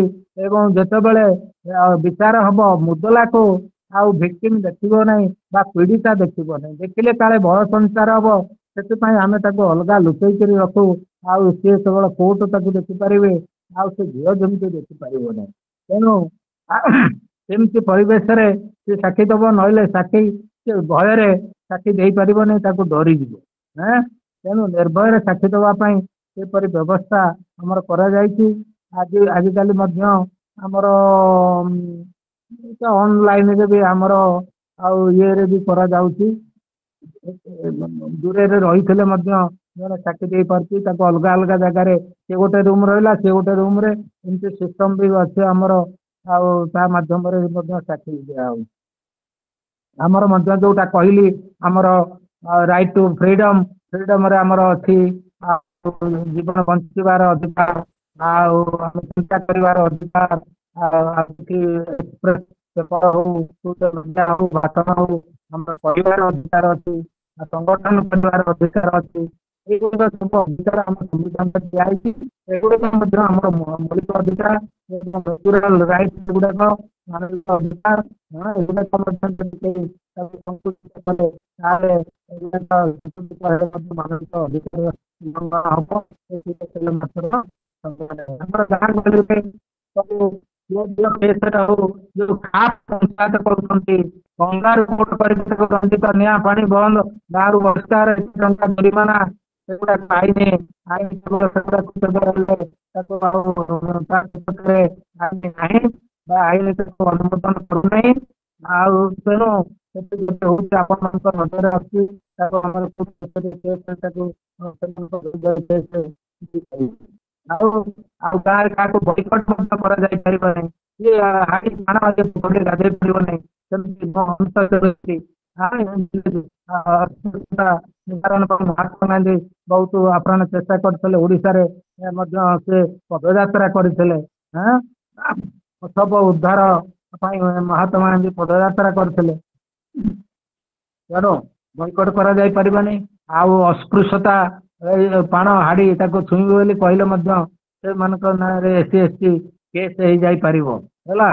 ଆଉ right to electricity water sanitation ଗରିବ ଲୋକମାନେ ବସ୍ତି ଲୋକମାନଙ୍କୁ ସରକାର ମାଗଣାରେ ଦବା ପାଇଁ ମାଗଣାରେ ଦବା ପାଇଁ ନିର୍ଦ୍ଦେଶ ରହିଛି ମଧ୍ୟ ସୁପ୍ରିମକୋର୍ଟ ଆମର ଆଉ ରିପୋର୍ଟିଂ ହେଇଛି ଅଲ୍ ଇଣ୍ଡିଆ ରିପୋର୍ଟ 1986 ସୁପ୍ରିମକୋର୍ଟ ପେଜ 180 ଏଇ କେସରେ ହଉଛି ଉଦ୍ଧାର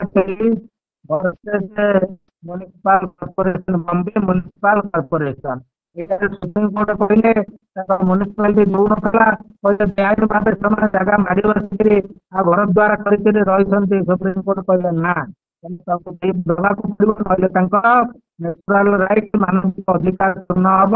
ତେଣୁ ତାଙ୍କୁ ଦିଆଗଲା ଇଲେକ୍ଟ୍ରିସିଟି ୱାଟର ସାନିଟେସନ ସବୁ ପାଇଖାନା ସବୁ ତାଙ୍କୁ ସୁବିଧା କରାଗଲା। ଆଉ ଆମର ଆଉ 18 ବର୍ଷରୁ କମ ପିଲାମାନଙ୍କ ପାଇଁ ମଧ୍ୟ ମାନବିକ ଅଧିକାର ଆଇନ ରହିଛି। ଆଉ ଆମର ହ୍ୟୁମାନ ରାଇଟ୍ସ ତ ରହିଲେ ହେଲା। ଆଉ ହ୍ୟୁମାନ ରାଇଟ୍ସ ଯଦି ଭାଉଲେସନ ହେଲା ଉଲ୍ଲଂଘନ ହେଲା ତାହେଲେ ତାର ଅଥରିଟି ଆମେ କୋଉଠିକି ଯିବା କୋର୍ଟକୁ ଆମେ ଏଇଟା ଡିଷ୍ଟ୍ରିକ୍ଟରେ ଜିଲ୍ଲା ଜଜଙ୍କ ପାଖକୁ ଯିବା। ସେଥିପାଇଁ ଗୋଟେ ଟ୍ରିବ୍ୟୁନାଲ ହବ ଏବେ ଆଉ ହବ ସେଠିକି ଆମେ ଯାଇପାରିବା। ତାପରେ ହ୍ୟୁମାନ ରାଇଟ୍ସ କମିଶନ ଆମର ରହିଛି ଓଡ଼ିଶାରେ ସେଠି ଆମେ ଆଉ କମ୍ପ୍ଲେଣ୍ଟ ଦେଇପାରିବା।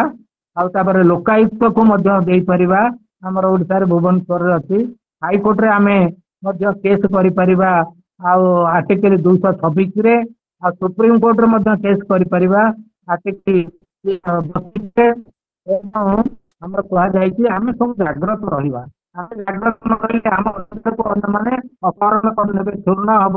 ତେଣୁ ଲର୍ଡ ରାଇଟ୍ ଗୋଟେ ସୁନ୍ଦର କଥା କହିଛନ୍ତି ଯେ ଏଟର୍ନାଲ ଚିରନ୍ତନ ଜାଗୃତ ହିଁ ସ୍ୱାଧୀନତାର ମୂଲ୍ୟ। ତେଣୁ ଆମେ ସମସ୍ତେ ଜାଗ୍ରତ ରହିବା। ଗରିବ ଲୋକମାନେ ଯଦି କୋଉଠି ପାଇବା ଯାଆନ୍ତି ଅଧିକାର ତାଙ୍କର କ୍ଷୁଣ୍ଣ ହଉଛି ଆମେ ସଚେତନ ହେଇକି ସେ ତାଙ୍କର ଅଧିକାର କିଭଳି ଭାବେ ସେମାନେ ସାବ୍ୟସ୍ତ କରିପାରିବେ ଆମେ ତାକୁ ସହାୟତା ଦେଇପାରିବା ଦବା ଉଚିତ। ତେଣୁ ଆଗକୁ କଥା କହୁଛି ଆମେ ସମସ୍ତଙ୍କୁ ହୁଏତ ସ୍ୱର୍ଗକୁ ନେଇପାରିବା ନାହିଁ କିନ୍ତୁ ଆମର ଆଉ ଦର୍ଶନ ହବା ଦରକାର ଯେ ଆମେ କାହାକୁ ନରକକୁ ଯିବା ପାଇଁ ଆମେ ଛାଡ଼ିଦେବା। ତେଣୁ ଆଗକୁ ଭିତରେ ମୋର ସମୟ କେତେ ମିନିଟ୍ ଅଛି? ନାଇଁ ସେ ହେଇଗଲାଣି ଆଜ୍ଞା। ଜୟ ହେଇଗଲାଣି ସବୁ ଆଜ୍ଞା। ଗୋଟେ ବକ୍ତବ୍ୟ ମୁଁ ରଖିଛି ମୋର ଗୋଟେ ରଖିକିରି ମୁଁ ବକ୍ତବ୍ୟକୁ ବିରତି ଦେବି। ଆମର ମଧୁସୂଦନ ଦାସ ଗୋଟେ କଥା କହିଛନ୍ତି we are Indian, Indian blood runs in our veins, Indian history, philosophy and culture are the sources from which we draw our inspiration। ଅର୍ଥାତ୍ ଆମେ ଯୋଉ ଏଇ ମହାମାନବ ମାନଙ୍କର ବାଣୀ ଶୁଣିଲେ ତାଙ୍କୁ ଆମେ ଯେହେତୁ ଭାରତୀୟ ଏ ମହାମାନବ ମହାମନୀଷୀ ମାନଙ୍କ ବାଣୀରେ ଆମେ ଉଦ୍ବୁଦ୍ଧ ହେଇ ଯଦି କାମ କରିବା ଏବଂ ଅନ୍ୟମାନଙ୍କର ଅଧିକାରକୁ ଆମେ ଆଉ ସାବ୍ୟସ୍ତ କରିବା ପାଇଁ ସହଯୋଗ କରିବା ତାହେଲେ ସେମାନେ ସୁଖୀ ଜୀବନ ଯାପନ କରିପାରିବେନି ଆଉ ଯାପନ କରିବେ ଏବଂ ଏଇ ଭାରତ ବର୍ଷ ଏକ ସୁନାର ଭାରତ ବର୍ଷ ହବ। ଏଥିରେ ମାତ୍ର ସନ୍ଦେହ ନାହିଁ। ସମସ୍ତଙ୍କର ସୁଖୀ ଏବଂ ଗ୍ରାମ ଜୀବନ କାମନା କରୁଛି। ସତ୍ୟ ସନ୍ତୁ ନିରାମୟା ସତ୍ୟ ସନ୍ତୁ ଦୁଃଖ ବାଦ ଭବେ। ଓମ୍ ଶାନ୍ତି ଶାନ୍ତି ଶାନ୍ତି। ଜୟ ହିନ୍ଦ। ଧନ୍ୟବାଦ ସାର୍। ଆପଣମାନେ ଶୁଣୁଥିଲେ ଆଜି ଅବସରପ୍ରାପ୍ତ ବିଚାରପତି ଶ୍ରୀଯୁକ୍ତ ଭିକାରୀ ଚରଣ ରାଉତ ମହୋଦୟଙ୍କଠୁ ମାନବିକ ଅଧିକାର ଓ ଆଇନ ବିଷୟରେ। ସାର୍ ଜାତୀୟ ଓ ଆନ୍ତର୍ଜାତୀୟ ସ୍ତରରେ କିପରି ଆଇନ ମାନବିକ ଅଧିକାର ପାଇଁ କଣ କଣ ଆଇନ ଅଛି କିମ୍ବା ପୋଲିସ ଷ୍ଟେସନ ହଉ କୋର୍ଟ ହଉ କିମ୍ବା ନିଜ ବ୍ୟକ୍ତିଗତ ଜୀବନ ହଉ ଜେଲ ହଉ ସେଠି କିପରି ମାନବିକ ଅଧିକାର ଉଲ୍ଲଂଘନ ହେଉଛି ଏବଂ ସେଠି ଉଲ୍ଲଂଘନ ହେଲେ ଆମେ କୋଉଠିକି ଯାଇକି ଆମର ନିଜର ରଖିପାରିବା ନିଜର ବକ୍ତବ୍ୟ ରଖିପାରିବା ନିଜ କେସ୍ କରିପାରିବା ସେଇ ବିଷୟରେ କହିଲେ। ଆଉ ସାଧାରଣ ଲୋକଟି ବି କିଛି ଯଦି ବି ନାହିଁ ତାର ସୁବିଧା ସୁଯୋଗ ନାହିଁ ପଇସା ପତ୍ର ନାହିଁ ତେବେ ବି ଲିଗାଲ ଏଡ୍ ଅଛି ସେଇ ବିଷୟରେ ବି ସାର୍ କହିଲେ। ଯେମିତି ଆମର ଖାଦ୍ୟ ବସ୍ତ୍ର ବାସଗୃହ ଯେମିତି ଆମର ଦରକାର ସେମିତି ବି ଆଇନି ସହାୟତା ନିହାତି ଦରକାର। ସେଥିପାଇଁ ସରକାରଙ୍କ ତରଫରୁ ଲିଗାଲ ଏଡ୍ ମଧ୍ୟ ହେଇଛି। ତେଣୁ ସମସ୍ତେ ଆଜି ସେଇ ବିଷୟରେ ବହୁତ ଜିନିଷ ଜାଣିବାକୁ ପାଇଲେ। ଯଦି ଏଇ ବିଷୟରେ ସାର୍ଙ୍କଠୁ କିଛି ପ୍ରଶ୍ନ କାହାର ଅଛି ତେବେ ଆପଣ ମାନେ ପଚାରି ପାରିବେ। ଯଦି କିଛି ପ୍ରଶ୍ନ ଆସିଛି ସାର୍ ଯଦି ଚାଟ୍ ବକ୍ସ ରେ ଦେଖନ୍ତୁ କିଛି ପଚାରିବାକୁ ଚାହୁଁଥିଲେ କିଏ? ସେ ବିଷୟରେ ସାରଙ୍କଠୁ ବୁଝିପାରିବେ, ଅଧିକା କିଛି ଜାଣିବାକୁ ଚାହୁଁଥିଲେ। ସାର୍ କିଛି ପ୍ରଶ୍ନ ପଚାରିବେ କିଛି କିଏ? ସମସ୍ତଙ୍କୁ ନମସ୍କାର। ମୋ ନମସ୍କାର। ପ୍ରଶ୍ନ ଅଛି ଆଲୋଚକ ମହାଶୟଙ୍କୁ। ସାଦର ପ୍ରଣାମ ମହାଶୟ, ଆପଣ ଅତି ସୁନ୍ଦର ବକ୍ତବ୍ୟରେ ଅନେକ ସାରଙ୍କର ଗୁଡ଼ିଏ ଆଲୋଚନା କରିବେ। ସାର୍ ଟିକେ ଅଭିଭାଷଣ ଉପରେ ସାରଙ୍କ ଟିକେ ପରିଚୟ ଆଗ ପ୍ରଦାନ କରିଦିଅନ୍ତୁ। ମୁଁ ଛାଡି ଯାଇଥିଲି, ଆଉ ସାରାଂଶ ଅଭିଭାଷଣ ବି ସେ ଟିକେ କହିବେ ଆଜିର ବକ୍ତବ୍ୟ ଉପରେ। ସାର୍ ସଭାପତି ଆଜି ଦେବରାଜ ବେହେରାଙ୍କୁ। ନାଇଁ ଆଗ ଯେହେତୁ ଆପଣ ପ୍ରଶ୍ନୋତ୍ତରକୁ ଆଉ ନିମନ୍ତ୍ରଣ କରିଛନ୍ତି, ମୋର ପ୍ରଶ୍ନଟିଏ ସରିଯାଉ। ଆଉ ଯେହେତୁ ଆଗ କାର୍ଯ୍ୟ ଆଗ ହେଇପାରିଲାନି, ତାକୁ ପଛରେ ସମାପନ କରିବା, ଆପଣ କିଛି ଅସୁବିଧା ନାହିଁ। ତ ଆମ ସହିତ ଆଲୋଚକ ଯିଏ ଆମକୁ ଅତି ସୁନ୍ଦର ଭାବରେ ତାଙ୍କର ଆଇନର ଯୋଉ ଅଛି ବିଶାଳ ଜ୍ଞାନ, ତା ଉପରେ ଅତି ସୁନ୍ଦର ଭାବରେ ଆଲୋଚନା କଲେ। ସେ ଜଣେ ଆଇନ ବିଶାରଦ, ବାଗ୍ମୀ, ସ୍ତମ୍ଭକାର, ସମାଜସେବୀ ଓ ସାହିତ୍ୟିକ, ଶିଶୁ ସାହିତ୍ୟିକ। ଏପର୍ଯ୍ୟନ୍ତ ତାଙ୍କର 13 ଖଣ୍ଡ ଓଡ଼ିଆ ଓ ଇଂରାଜୀରେ ପୁସ୍ତକ ପ୍ରକାଶିତ ହୋଇ ସାରିଛି। ବେଶୀ କହିବା ନିଷ୍ପ୍ରୟୋଜନକ ହେବ ଏଥିପାଇଁ, କାରଣ ମହାମାନ୍ୟଙ୍କର ବକ୍ତବ୍ୟ ସରି ସାରିଛି। ତେବେ ମୋର ଗୋଟିଏ ପ୍ରଶ୍ନ ଥିଲା ମହାଶୟ, ସେଇଟା ହଉଛି ଆପଣ ଯୋଉ କହିଲେ ଯଦି କୌଣସି ଲୋକର ନାଁ ସମାନ ଥାଏ, ବାପ ନାଁ ଅସମାନ ଥାଏ, ତାକୁ ଯଦି ପୋଲିସ ଆରେଷ୍ଟ କରି ନଉଛି, ତାହେଲେ ସେ ତା ବିରୁଦ୍ଧରେ ଉଚ୍ଚତର ସୋପାନକୁ ନ୍ୟାୟାଳୟକୁ ଯାଇପାରିବ। କିନ୍ତୁ ମହାଶୟ, ମୁଁ ଏଇଥିରେ ଆପଣଙ୍କୁ ଗୋଟେ ଦୃଷ୍ଟି ଆକର୍ଷଣ କରିବି। କିଛି ଦିନ ତଳୁ ଗୋଟେ ଖବର ଆସିଥିଲା, ଲୋକର ନାଁ ସମାନ, ତା ବାପା ନାଁ ବି ସମାନ, ଗାଁ ବି ସମାନ, କିନ୍ତୁ ବାପାଙ୍କ ନାଁର ସାଙ୍ଗିଆଟା ସମାନ ନଥିଲା। ଏବଂ ଏଥିପାଇଁ ସେ ମହାଶୟଙ୍କୁ ଆଜୀବନ କାରାଦଣ୍ଡ ହେଲା। ଆଜୀବନ କାରାଦଣ୍ଡ ସେ ଭୋଗ କରି ସାରିଲା ପରେ ଜଣା ପଡିଲା ଯେ ପ୍ରକୃତରେ ନା ବାପା ନା ସମାନ ଥିଲେ ହେଁ ତାଙ୍କର ସାଙ୍ଗିଆ ଠିକ ନଥିଲା। ମହାଶୟ, ମୋର ପ୍ରଶ୍ନ, ଏତେ ଦିନ ପ୍ରାୟ ହେଲା ପରେ ବି ମହାମାନ୍ୟ କୋର୍ଟ କେମିତି ଜାଣିପାରିଲେ ନାହିଁ, କିମ୍ବା ପୋଲିସଙ୍କର ଯୋଉ ଦିଆଯାଇଥିଲା ରିପୋର୍ଟ ସବୁ ସେମାନେ ଚାର୍ଜସିଟ ଲଗେଇଥିଲେ, ସେତିକିରେ କେମିତି ସନ୍ତୁଷ୍ଟ ହେଇଗଲା କୋର୍ଟ ଏବଂ ଆଉ ଟିକେ ଇନକ୍ୱାରି କଲାନି? ଜଣେ ଭଲ ସୁନ୍ଦର ପ୍ରଶ୍ନଟିଏ। ଆମର ବେନ୍ଥାହାମ ଗୋଟେ କଥା କହିଛନ୍ତି ଯେ investigating officers R the eyes, years, hands and legs of the court. ବୁଝିଲେ? ଆଉ କୋର୍ଟ ଯେହେତୁ କୋର୍ଟ ତ ଜାଣିପାରିବେ ନାହିଁ ଯେ ତଦନ୍ତକାରୀ ଅଫିସରଙ୍କର ଏଇଟା ଭୁଲ, ତାଙ୍କ ଉପରେ ବି ମଧ୍ୟ କେସ୍ କରାଯାଇ ପାରିବ। ତାଙ୍କ ନାଁରେ କେସ୍ କରାଯାଇ ପାରିବ ଏଇ କଣ୍ଟେକ୍ସଟରେ। ବୁଝିଲେ? ଆଉ କୋର୍ଟ ଜାଣିବାର ଅବକାଶ ନାହିଁ। କୋର୍ଟ ସିଏ ତଦନ୍ତକାରୀ ଅଫିସର, ସିଏ ଆଉ ବା ସରକାରୀ ଓକିଲ ମଧ୍ୟ ତାଙ୍କ ଓକିଲ ତାଙ୍କ ନିଜର ଡିଫେନ୍ସ ଯିଏ ତାଙ୍କ ମୁଦଲାର ଓକିଲ ମଧ୍ୟ ସେମାନେ ଦର୍ଶେଇଥାନ୍ତେ ଯଦି କୋର୍ଟ ଗୋଟେ ଏନକ୍ୱାରି କରିଥାନ୍ତେ ବା ତାକୁ କହିଥାନ୍ତେ ତଦନ୍ତକାରୀ ଅଫିସରକୁ ଯେ ତମେ ତଦନ୍ତ କରିକିରି ଜଣା ତା ସାଙ୍ଗିଆ ଠିକ, ଏଇ ସାଙ୍ଗିଆ ଠିକ ଅଛି କି ଏଇ ସାଙ୍ଗିଆ ଠିକ ଅଛି, ତାହେଲେ ହେଇଥାନ୍ତା। ତେଣୁ ଯଦି ସେମାନେ ନ କରିଥିବେ, ଜେଲ ଜରିମାନା ହେଇଥିବ, ସେ ତଦନ୍ତକାରୀ ଅଫିସର ଦାୟୀ ହେବ ଏବଂ ଓକିଲ ମଧ୍ୟ ଦାୟୀ ହେବେ। ଯେ ଓକିଲ ଦାୟୀ ହେବେ ନାହିଁ, କିନ୍ତୁ ତଦନ୍ତକାରୀ ଅଫିସର ମୁଖ୍ୟତଃ ଦାୟୀ ହେବେ। ଭଲ ପ୍ରଶ୍ନ ଟିକେ କହିଲେ, ଏମିତି ବି ହେଇଯାଉଛି। ଆଉ କାହାର କଣ ପ୍ରଶ୍ନ ଅଛି ଆଜ୍ଞା? କହି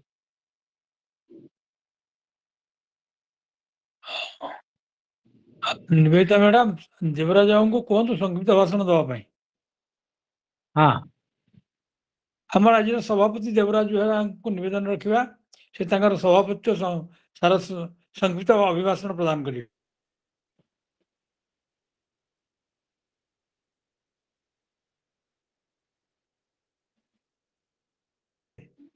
ନିବେଦିତା ମ୍ୟାଡାମ ଶୁଣିପାରୁନାହାନ୍ତି ଦେବରାଜ ବାବୁ?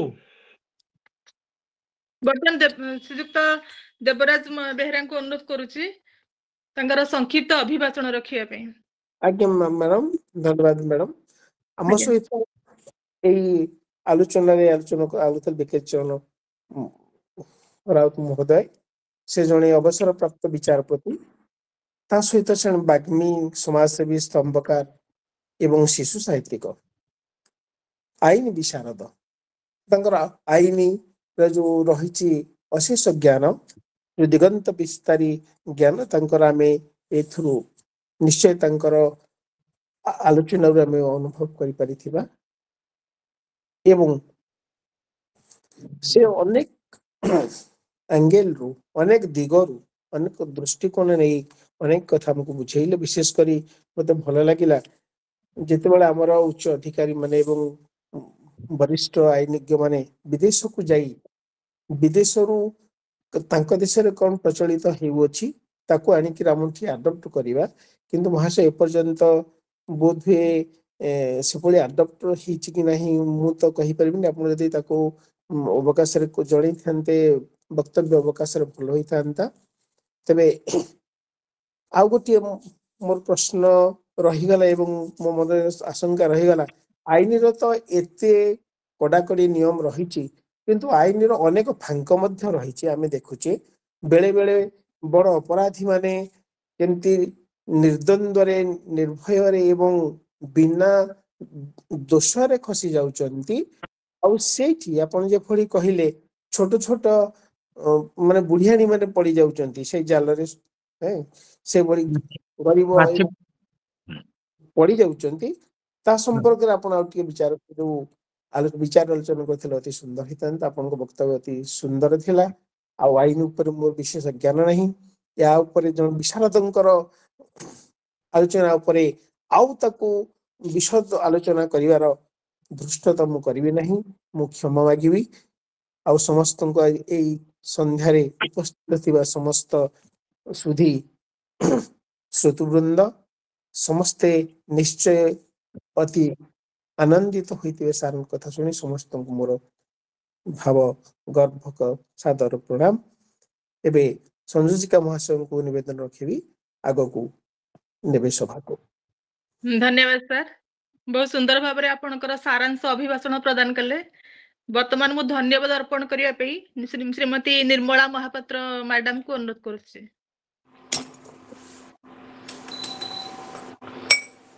समस्तंगु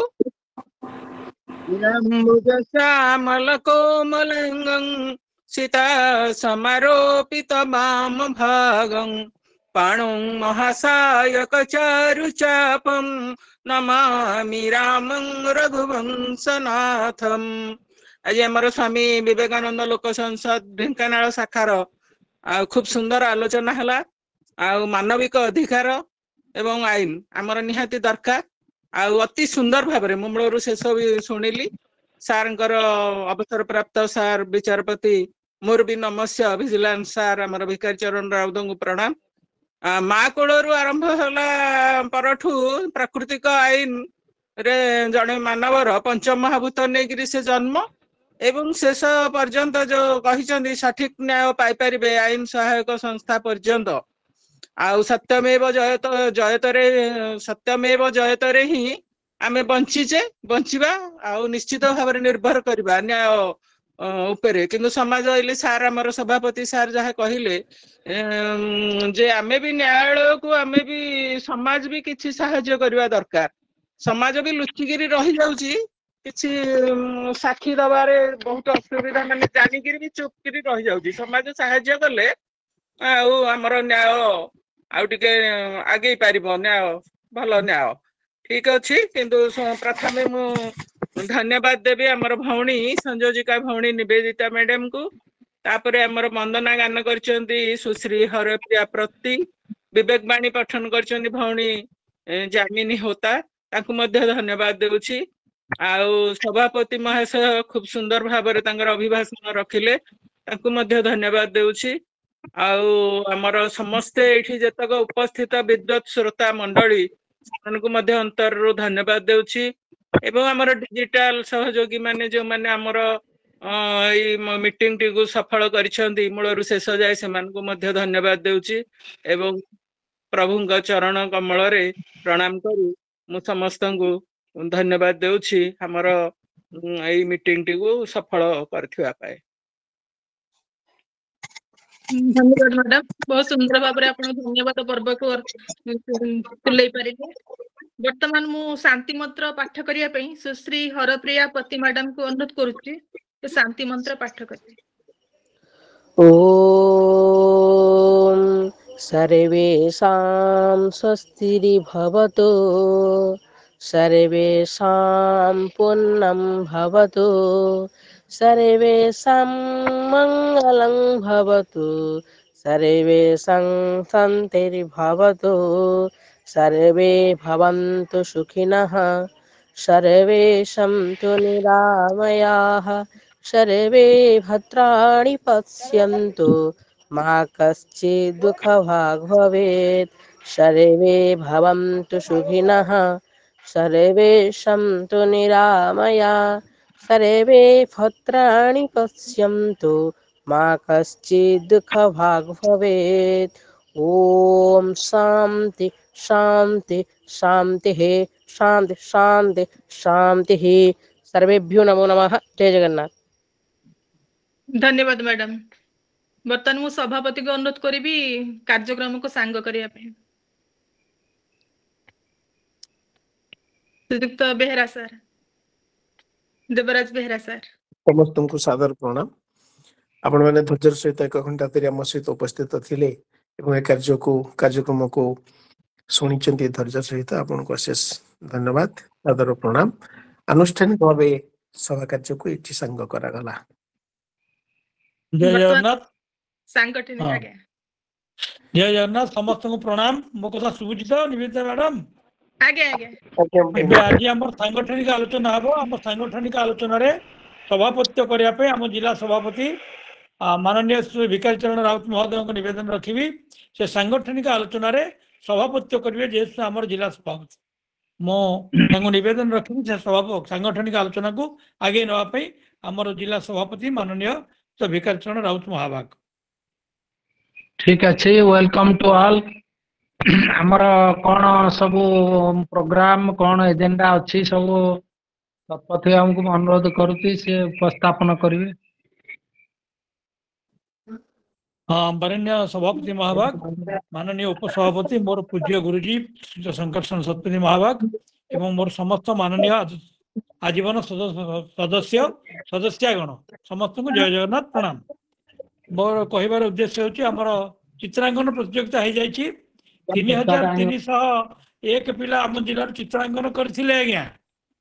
हमर 11टा सेंटर 8टा ब्लॉक रे 8टा सेंटर म्युनिसिपालिटी रे 3टा सेंटर ए भली 11टा सेंटर रे केंद्र रे हमर चित्रांकन प्रतियोगिता अनुष्ठित होई सारिची गत 15 तारिख रे। हाईली कमेंडेबल आज्ञा 15 तारिख प्रशंसनीय। रे हेची एवं प्रथम रु पंचम श्रेणी होचंदी क वर्ग, षष्ठ रु दशम श्रेणी होचंदी ख वर्ग, जूनियर और सीनियर दुईटा वर्ग रे 3302 पिला चित्र आंकिचंदी एवं हमर चित्रांकन प्रतियोगिता खाता मध्ये देखा सरलाडी। खाली जेतबेले राज्य कहिबो जो जो हमर रिजल्ट डिक्लेयर पे हम रिजल्ट में रेडी अच्छे। ये हला हमर चित्रांकन प्रतियोगिता कथा। द्वितीयतः राज्य संगठन नियम अनुसार आपण अवगति निमते समस्त कहूँ आम 3टी उद्बोधनी कार्यक्रम करिचे आउ गोटे जोड़िए करवा कथा करें विभिन्न जो चित्रांकन प्रतियोगितार व्यस्तता भितर आउ आमर गोटे कथा आपण मानक आगुआ कहूँ जनवरी 4 तारिख जोनाल मीटिंग हम अनुगुल रे।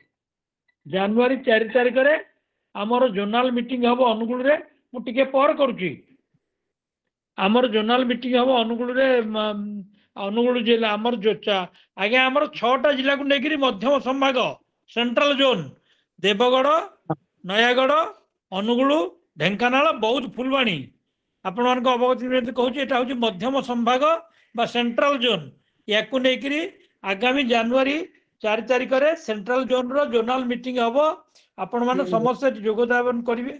ये गला द्वितीय कथा एवं उद्बोधनी चित्रांकन जोनाल मीटिंग कथा कहली आपण आपण को अनुरोध रखुची आपण वरिष्ठ सदस्य शंकरसन सतपति महाभाग को टिके आह्वान आमंत्रण करूँ से मंतव्य देवाई।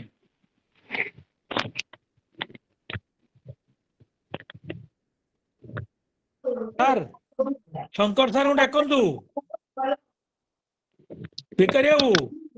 हाँ शंकर शरण बाबू को मु अनुरोध करुच्ची वक्तव्य रखंतु। हरि ओम तत्सत जय जगन्नाथ आज आमर आनुष्ठानिक बैठक रे उपस्थित समस्त सभ्य सभ्य मानक मोर हार्दिक अभिनंदन आंतरिक शुभेच्छा सह समस्त सप्रेम नमस्कार। या पूर्व आमर आलोचना आमर सदय भिकारी बाबू मानविक अधिकार उपर जो आलोचना करता निश्चित भाव हृदयग्राही मर्मस्पर्शी समस्त जानिबार कथा तेणु तापर आमर आलोचना सदैव विपिन बिहारी आमर जो प्रकार सब विषय संक्षिप्त आलोचना कले आमर ओडिशा भितर बहुत बोधे आमर प्रथम स्थान रहिबो। आउ गोटे अनुरोध करी जे बर्तमान आपण मैंने आम जिलार जो मैंने अच्छा अन्य जो मैंने अच्छा समस्ते आमर ये विवेकानंद लोकसभा जो कार्यक्रम हो सकाल 5:30 ରୁ 6:30 गीता कार्यक्रम एवं सकाल संध्या 7 ରୁ 8 जो रोचे कार्यक्रम से योगदान करूँ। काम तो निश्चित भाव समस्त अच्छी तथा सुधा भी समय सपेक्ष देखिए संख्या वृद्धि कले बोध हम उपरोड़ सका प्राय 60-70-80 हो रविवार अधिक टी होती जेनेल भितर आमर यही सका संध्या 7-8 हो प्रति जिले में रोचे देखुची आमर भी आज 25-30 भितर आम संख्या होता अन्य संख्या खूब हो जेहेतु 1000 संख्या अच्छे समस्त बलवान से समस्त अच्छी तथा सुधा केते जिनिस जाना कथा आम जानी पारने। आज सार जो आलोचना कले विभिन्न दिगरु केते सुंदर भाव सार आलोचना कर समस्त किसी जानवर आम रूपभोग्य आम अच्छी तेणु से जो आप अनुरोध कर सकाल संध्या बेले से समय को लेकिन अन्य कम करते सुधा भी किसीटा चेष्टा करूँ ता भितर आम कि जापर आम विषय आम देश विषय आम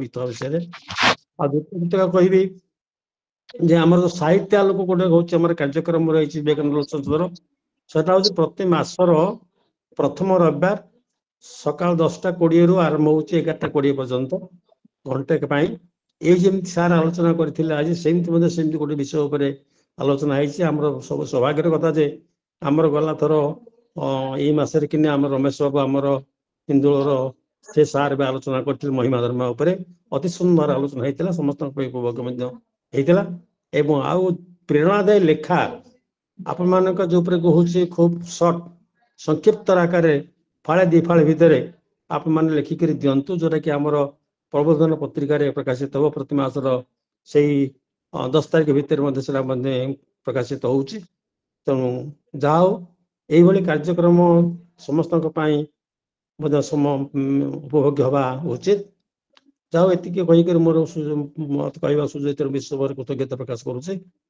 समस्त हार्दिक अभिनंदन पुनः आउे करुँ शांति स्वस्ति राम जीवन पे परमेश्वर विनम्र कामना करुच्ची तेणु जाओ अन्य सी हूँ आमर प्रेरणा कथा आम जिला ढेंकानाल समग्र ओडिशा भितर बोधे प्रथम हम बोली पुनः गला वर्ष होता ए वर्ष बोध हो पारे तेणु से जहा परमेश्वर आशीर्वाद आज्ञा हबनी हम हमर अनुकूल 3382 अच्छी आमर 3302 तेणु आमर वर्ष आम जिला प्रथम हो पारनि कि हबनी आउ कहार अधिक थाई पारे मु जानिनी कि 4टा जिला 3000 ऊपर अछंती तेणु आमर प्रथम ए वर्ष हो पारुनी सेटा आमे किछि दुख करबानी एबे मु देखि नथिल त अवश्य मु देखि नथिल कि नाही मु जति जानि सेति कहबो नेक्स्ट ईयर को चेष्टा करबा आमर सार को अशेष अशेष धन्यवाद शंकरषण महाबाबू को विभिन्न दिग उपरे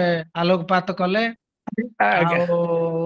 आमे चेष्टा करिवा आसंता वर्ष को आमे केमती फास्ट हवा आज्ञा आमे गला वर्ष हेतिले हमर टी उपसभापति देवराज बेहरा को सांगठनिक आलोचना ऊपर पदे मंतव्य रखा पे आपण आमंत्रण करंतु आ सर गोटे कथा कहबे भिकारी बाबू गोटे पद कथा कहबे सर हमर जो उद्बोधनी कार्यक्रम आमे से गंदिया रे गोटे कार्यक्रम कॉलेज रे कजा पे आपण स्टेप नियंतु मु आम बणिसी रे स्टेप ने पे मु करूची जोड़े कार्यक्रम आम कोनते डिसेंबर 20 तारिख भीतर शेष करबा आपण कोन चेष्टा करंतु हाउ हाउ आ गंदिया दायित्व आपनकर आम बणिसी दायित्व मु नेइछि मध्य आम शेषता हबो एवं आपण जणे शेषता जिबे କିଛି ନାହିଁ ଦିଟା କରିବା ଆପଣ ମାନେ ବ୍ୟସ୍ତ ହୁଅନ୍ତୁନି ଟିକେ ମନ ଦେଇନେ ବୋଲି ହେଇନି ଆଉ ଟିକେ ଆଉ ମନ ଦେଲେ ହବ ଯୋଉ ଚିତ୍ରାଙ୍କନ ପ୍ରତିଯୋଗିତାରେ ପଡିଲା ସେଥିରେ ଟିକେ ବହୁତ ଭିଡ ପଡିଲା ଆଜ୍ଞା 3000 ପିଲାଙ୍କ ପାଇଁ ଡ୍ରଇଂ ସିଟ୍ କରିବା ଏବଂ 8ଟା ବ୍ଲକକୁ ପଠେଇବା ଏତେ ଟିକେ ଭିଡ ରହିଥିଲା କିଛି କଠିନ କାମ ସିଏ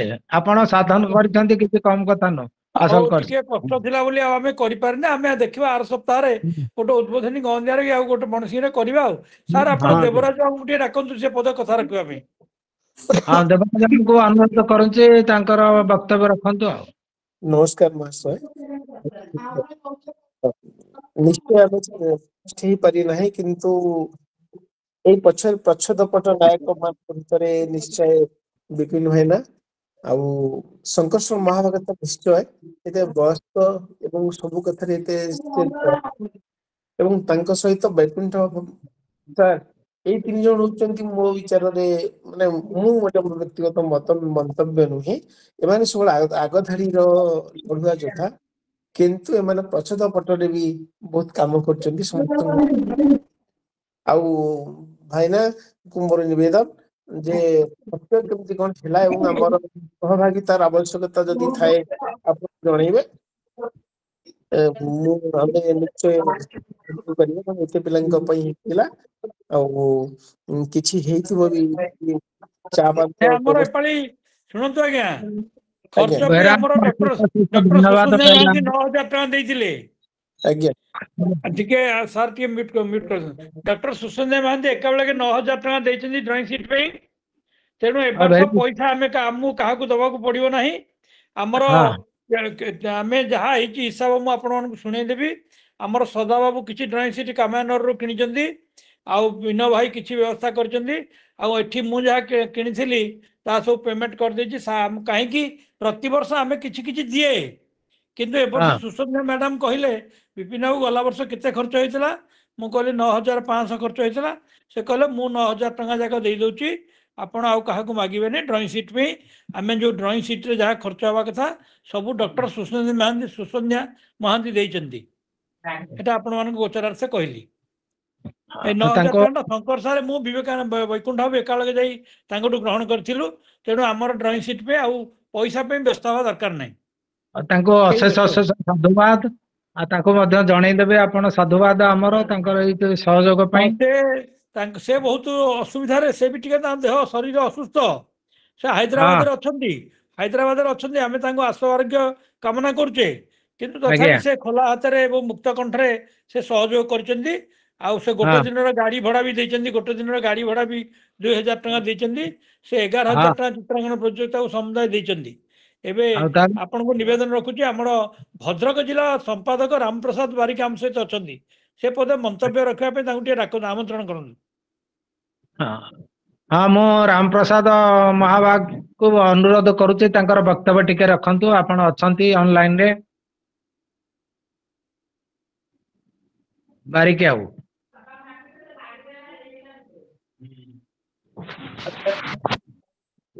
ରାମ ବାବୁ କଟିନାହାନ୍ତି କଣ କିଛି କଥା ରଖୁନାହାନ୍ତି ଆପଣ ନିର୍ମଳା ମହାପାତ୍ରଙ୍କୁ ଡାକନ୍ତୁ ସେ ରାମ ବାବୁ କାହିଁ କଥା ରଖୁନାହାନ୍ତି ଆପଣ ନିର୍ମଳା ମହାପାତ୍ରଙ୍କୁ ଡାକନ୍ତୁ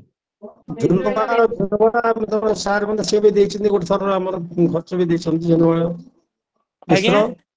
ଝୁନୁବାଳା ମିଶ୍ର ଆମର ଦେଇନାହାନ୍ତି ଗୋଟେ ଥର ଆମେ ଯାଇଥିଲୁ ସେ ଗୋଟେ ଦିନ ଗାଡି